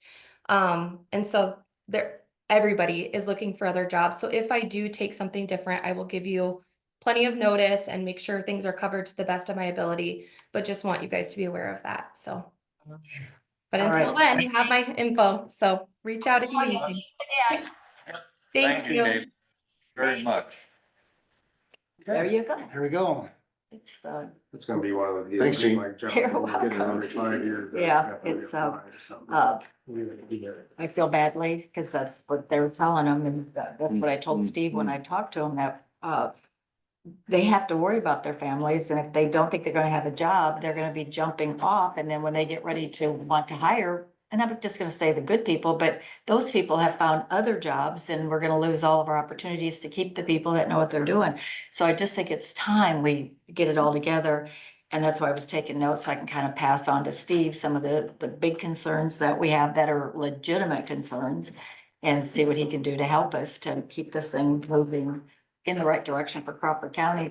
And I was really happy that, thank you, Roger, for working with her. She was so happy to work with you. So that was, Great resource.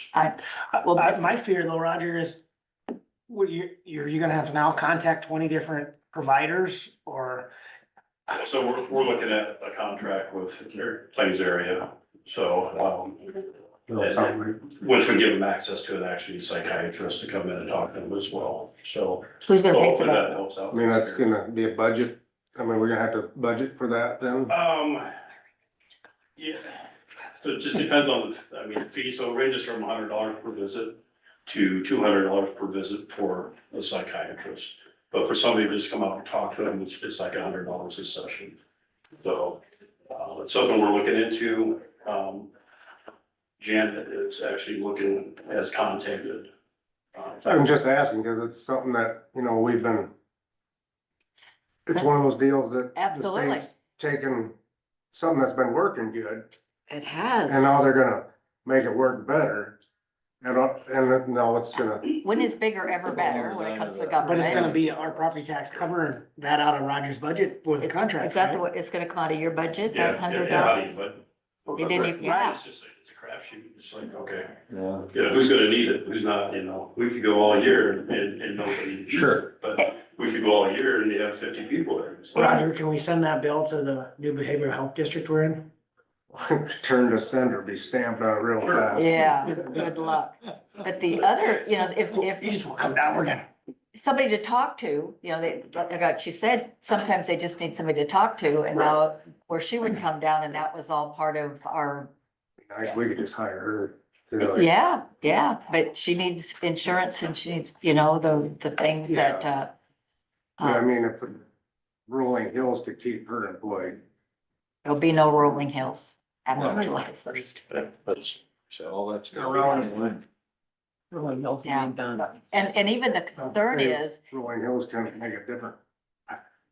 there's gonna be bills coming and no checking account, but, yeah, there's just, a lot. Hopefully we can take her to a new attitude and say, it'll be all right, everything's gonna be fine. We'll just hire her at the jail. There you That's what go, I'm- yes, yeah. yes, as a Big hat. consultant, as a Big hat. That's consultant. where honestly, I wish it would have come full circle where they said, you know what, per capita, here's what the state will give each county for mental health or substance use, behavioral health. Figure it out. You wanna team up with 2 or 3 counties like Region 12? Do you wanna do it on your own and hire a gal like her that you know is fantastic? But we don't have any of that say or No. funding to do so. no. And the need is there. The I mean, need I is think there. everything that we've learned though is a lot of the people that frequent your establishment is mostly tied to a mental health issue. Right. Mhm. So And I they've been mean, saying that all yeah, along. Juvenile, there. juvenile detention, Juvenile. mental Yeah, health. our juvenile detention, yeah, I mean, a lot of that, That's I mean, just the so that's, precursor to Rogers. hopefully that's why that state is picking up, that's why we have such a big concern here, is, you know, I mean, we're not seeing where these gaps are gonna get filled. We just keep hoping. Just listen to Caitlin, I mean, look at the wisdom and experience that we're gonna be losing there. Yep. Anyway, Well, let's move on to All our right, Rector. 28 Roger, could you walk us through kind of what's in it and? So everybody has a copy, right? Everybody Only read one through out. it? folder. We've read it. So basically, it's just, it's similar to the other contracts we have with Charter Oak, Schleswig, Dow City. The only difference is this contract for the first 21 months, we're contracting for their vehicle. They have a vehicle that's available. It kind of helps out Manila. They don't have to try to sell it. And it's already equipped. So that's kind of the reason why for the first 21 months, we have decided to do that. And then after the 21 months, it'd be 25,000 a year paid quarterly, so. So what value do they put on that vehicle? Is that in the, did they put a value? or They how did, get so 21? they Kelly Blue Booked the vehicle. And Corey's on, he could probably answer more, Is that- but so they have the vehicle price, so the installation of all the equipment, the computer that comes with it. Okay. And we know right now the computer alone is $5,800 with everything in there. All the lights are included with it. Everything that it took to build the vehicle, is kind of the price they came up with. Okay. Which it's not out of line. I mean, it's comparable. I mean, that's what it would cost us to, Like to put something 20,000, 20, is it? so 20,000 right now is the going rate for install. Okay. So, and the vehicle, I believe we paid 33 at the time for it. So, but then you add the computer and everything that's on top of that. So How long has the city of Manila had this? we got it in 2020. It has 13,000 miles Oh, on it. wow. So it's low Very miles. low. It's just, I mean, it's city miles. Is but- that because, did they have their own policeman at that time? Yeah, Is that why I they- did. Yep. I was doing that part-time, while full-time doing this. So, and it's just 13,000 miles in town. That's why it's low mileage. So. So then we'll get a But now- rewrap to say, Crawford Sheriff? Well, we're kind of looking, if this goes through, we're kind of looking at donating it also to EMA as far as, just to help them out, get them started. I think it's just a win-win for everybody, really. We'll say EMA. Yes, yep. So it not only helps Manila, they don't have to come up with $25,000 right away. So it kind of worked out, I guess, best for everybody at this point in time. How does this contract compare to like our other cities within Crawford? Like, how do you, is it per capita? Or how do you come up with the amount? It's just so right now we're contracted with Schleswig for 20,000. It's been that way for years. But we don't step up and do code enforcements for Schleswig. So this one would include code enforcement for Manila. So that, you do for Charter Oak too, or did you? We get away from don't, that? no, we don't help with code enforcement, but I need to set a meeting up with Peggy and we're looking at that as well. So the more they pay, the more actually we're gonna do in the community, so. So you got, like, you kind of got base rate.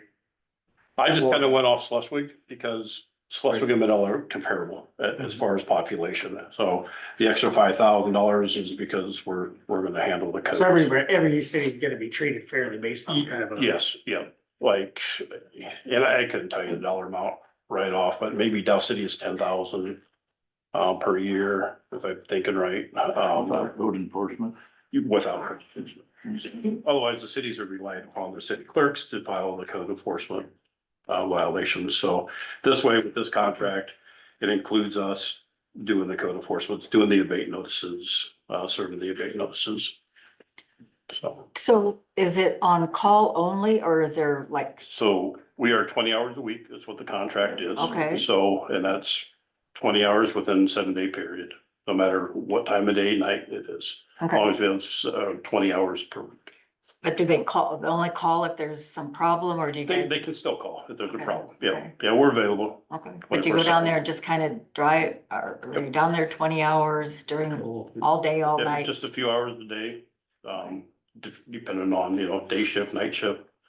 So as long as we get that 20 hours in, Okay, we call it into the comm center. We let them know when we're doing contract Okay. time. So Oh, that's, okay. that way it's logged.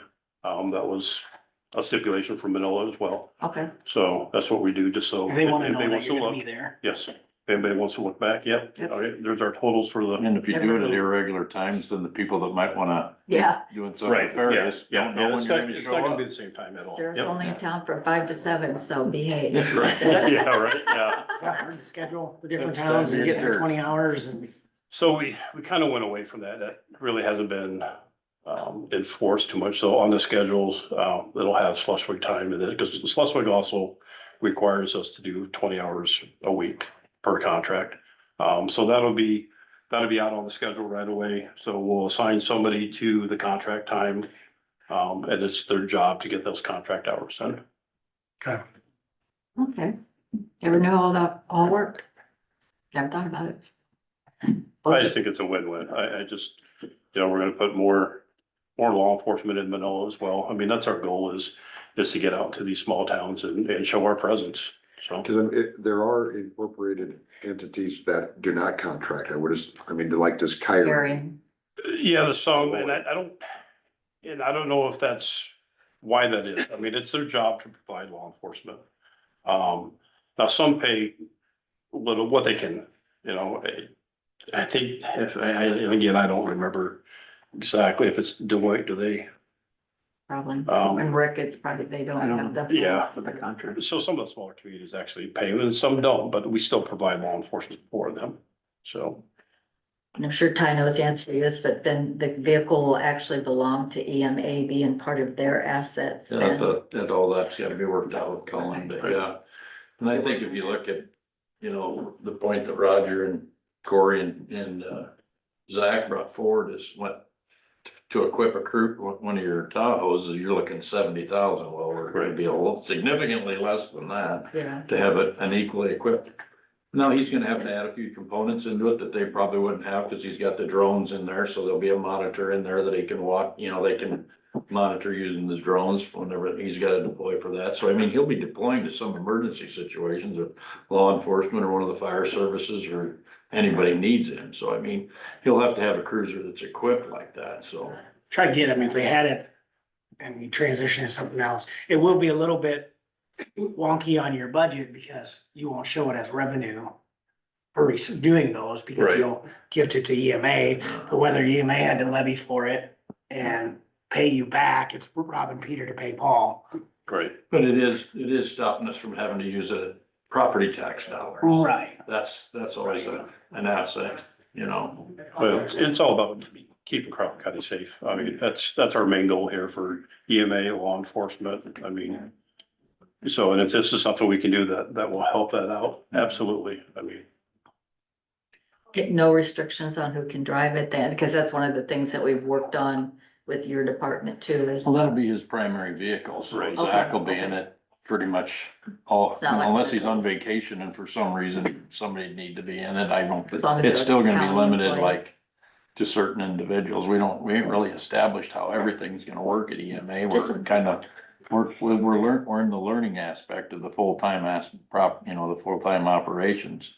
You know, cause our EMA's probably got a few things that other EMAs don't with the boats and the dive team equipment falls under his preview, so. We're sorting our way through it, you know, he's working on Is it a it. white vehicle or a black vehicle? Just Black. Black, because that kind of matches more with the EMA Right. logo, so I'd have to have that rewrapped and all that good stuff. well, he won't wrap it. He'll just take off the decals and put his decals on it. Oh. Yep. Just So, Simple. just simple. Mhm. Yep. emergency management details, won't be anything fancy. Nope. I appreciate you coming in and that's why I texted you, cause it's just a little question that we're just all on the same Yep, page. yep. No, absolutely. Anytime. Questions that come from people, then we know the answers Yep. also. My door is always open. We know that. So just if you have questions, I'll have my cell phone number. So, You do? right? I appreciate the changes that we're seeing and I appreciate, Caitlin was just so. Yeah, that's unfortunate with her. She was a great Yeah, resource. yeah. She really So- enjoyed working with you. But Well, if there's no further questions, I think If I I have think any, as long as we're fairly similar to what your dollar charge or whatever is similar to what last week's minus the code enforcement, I think. right. you know, just keep And it. that'll be. That way if we can. Yep. People ask us that's why there's this or why Schleswig's that, why is Charter Oaks that, we can say, well, it's based off of X code enforcement, time. per capita, you know. Mhm. It's not just a number that you just, No, that's my concern is that it's a per capita fee and there's code enforcement stuff on top of it or. Right. hours that they want you there and, some want less coverage. It's based off of that. You just don't want Kyle, one meeting to come be back more and say, exact. oh, we're getting charged way more. No, I don't Right, no, know. I get it. I get it. You know, I don't know moving I plan on forward. talking to these other towns as well, you know, I know Charter Oak is interested in bumping it up a little bit, if, you know, we help them out a little bit more as well, but in Schleswig, we kind of talked to a couple of the council members and they're all for it as well. But, Yeah, I don't know, so, moving forward, is there something that needs to be in writing or I don't know, as a Does it make spreadsheet more that sense says. to have it just strictly per capita, like, I don't know, whatever comes to $30-40 per head, however many heads in your community, here's what we charge, if you want Base code rate. enforcement, Base rate this is is, we charge an Yeah, additional, and I don't know how So many, many or- or the numbers prior to me, but just as Going forward, though, solid with that- waste, it might, I mean, you know, just on solid waste, you know, it's whatever. So much per capita for the cities and for the rural areas, Maybe even compare notes with other counties and see how they're doing it. cause I don't know what that number is, that would. Maybe we've got something tangible. to I'm show fine our with what it taxpayers. is. right. I'm Well, fine Listen with off what what the this other is cities today. are, you explaining code enforcement, I mean, to me, the numbers are relatively close. I think they are, it's just, Sounds like it. But the bottom line is, even if, let's say, Arian doesn't pay anything, if there's something going on in Arian and you You just still- call, you go. Right. So there's, Yep. you know. Yeah, it's they're not still like you- protected. Yeah. How many year contract is this, or is it year to year? This one is for 21 months and then after that, we re-up this, Okay. So, and then it'll start paying, 25,000 per quarter, they'll pay 6,000 some odd. Yep. Per quarter, so, Okay. and it's, since I'm here, does that, I mean, we talked about this before, so the contract money that we get, that's in general fund, or is that something that should be, General fund. General fund. It goes into your general. Revenue. That's where it comes. What are you claiming? Is it on his revenue side? I do have it on the revenue side. I thought I seen it in your revenue side. But you're not collecting it for 3 years on the, well, Well, 2 years. 21 months. so, well, yeah, we're 2 months basically into the contract already, but, so it's another year and a half. Right. And then we start collecting the 25. So you don't want it on your revenue if you're not I don't have collecting that. it currently? Nope, I don't have that in there. I took that off during the budget meeting, Got it. so. Across down Okay. to 55, I think we took Yeah. it from 80 to Yeah, it's 55. 55. That's right. That was. Yeah, Ben. once you get your budget turned back in. You're welcome. Yeah, about that. Well, that's another day we'll sit down with you and. Yeah. Can I borrow you for a second? Right, I'm busy right Do we need a now. motion? Yep, before, To tell you about, but- I make a Oh, motion to you approve buy- this 2080 agreement Okay, with the law. I'll make a motion to approve this 2080 agreement between City of Manila and the Crawford County Sheriff's Office. Second. second by Ty. Let Terry catch up here. Go ahead. This is not a resolution, so all in favor, say aye. Aye. alright. I know it's aye. Gonna be much longer. Okay. 20E passes. Thank you very much. Thanks for coming Thank in. you.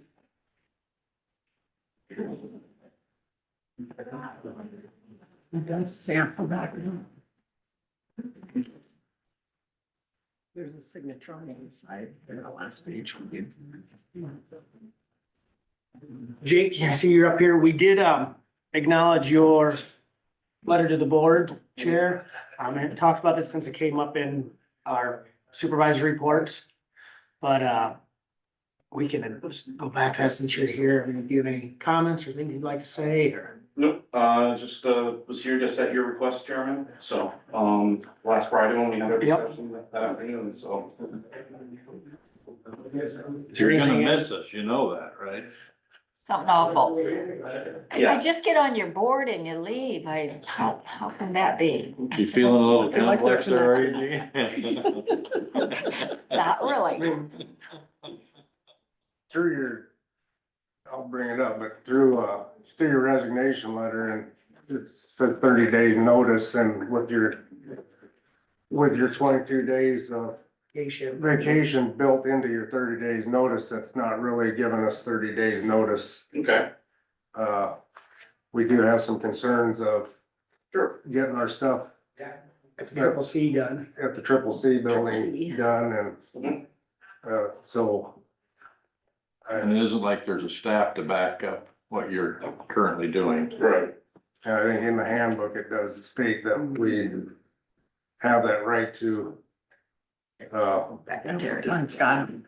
have that right to, I don't know how it's worded, but we can, I mean, if not, you're not gonna get your vacation one way or another. I mean, we would pay it out if not. Okay.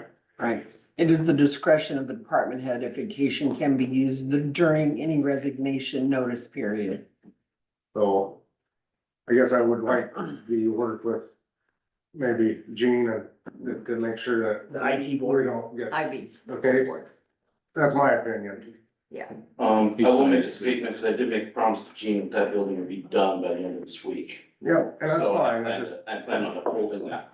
Thank you very much. That's a concern. We have just, we're so close. We're so Absolutely. close. So, So, everything going okay? Is it going as planned? pretty close. I've got to do a that's lot of fine, I just wanna make sure that we're not. hardware that I gotta get put in. You saw me there bringing it all in last week. I did. So, I've just gotta get it all layered in and put in, so. Yeah. And that does include the cameras. The question was, do you do the cameras or is that Corey? So I'm running into an issue with that particular function because we need to have the licenses ingested into our tenant. Currently, to my understanding, Corey is holding those licenses at this junction. Those are all things we need to work out for sure. And that's kind of why, because now that Luis is gonna be moving in, we just really need to know who's coming and going and all of those things. So. Sure.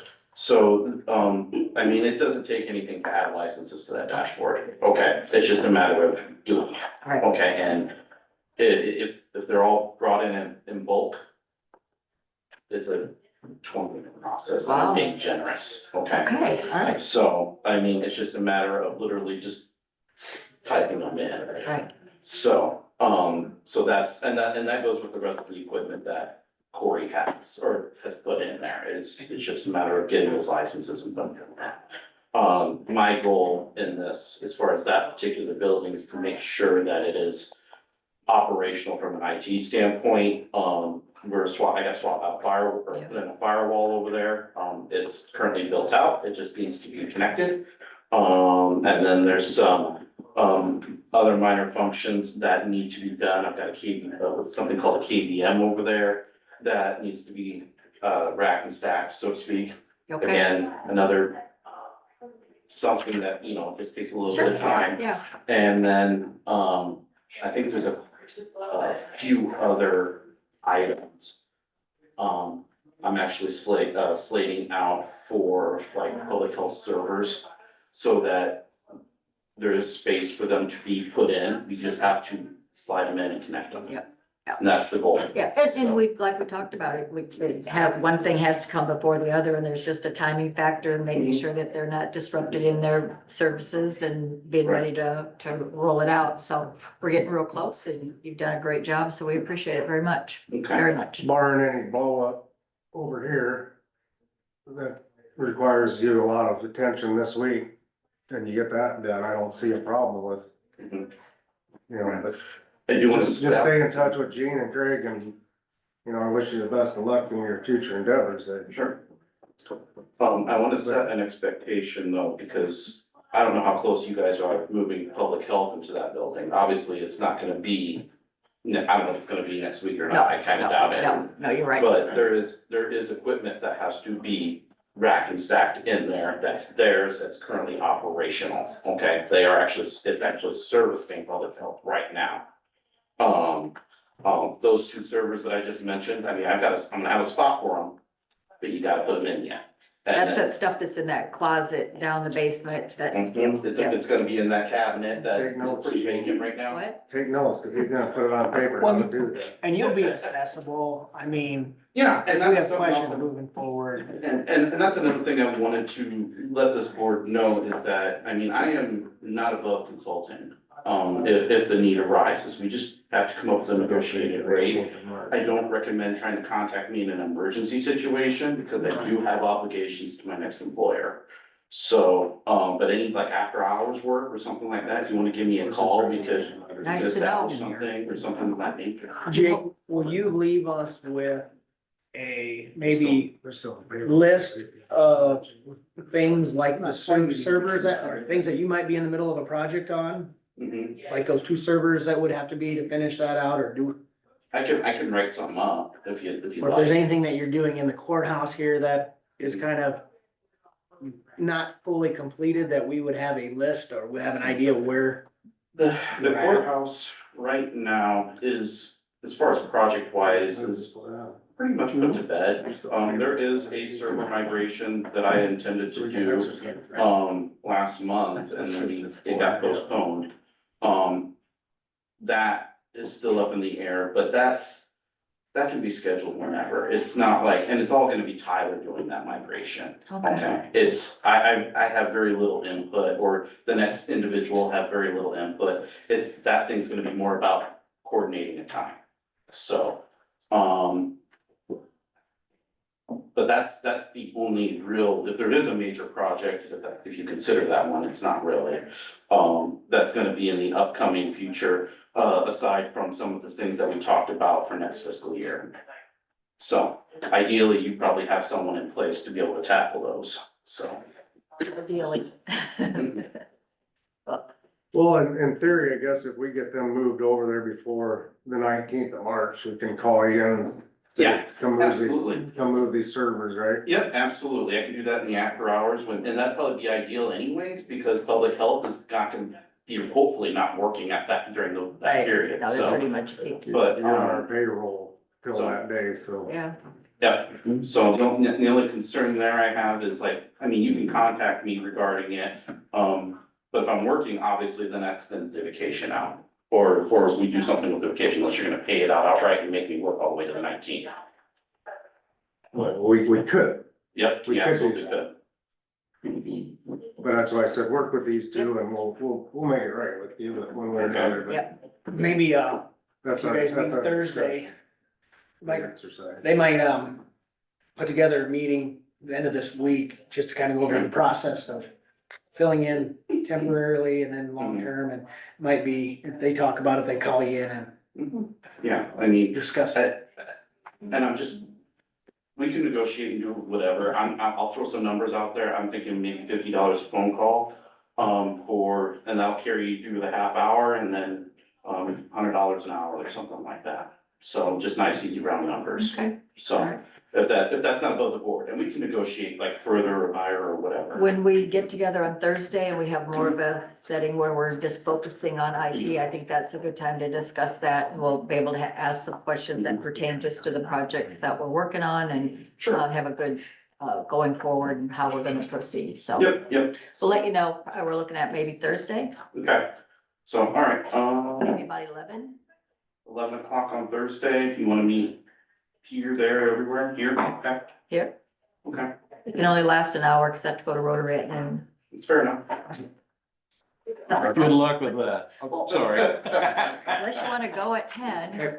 Well, I mean, right now, the rest of the week is slated out for that building, so. Thank you. Yeah, Yeah. so if you wanna throw 10 o'clock, I mean, it's open, so that's totally on you, Gene, however you wanna do it.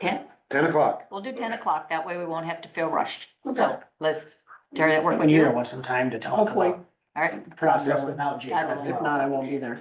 I know the assessment was on the agenda too, is there something that needs to be discussed there, because, yeah. No, they thought we, from what we first were to where we are today, security wise, and just having everything under one umbrella for the most part, that we're leaps and bounds ahead of what we used to be. Sounds like you did a good job. Well, I tried my Yeah. best. You did. They, Yep. Yep. We appreciate it. Joe will come back with a written report of all the Right. findings later, in a few weeks. From where we started and where we are. So, okay. Yeah, it sounds like you moved us to the 21st century. Well, close to it at least.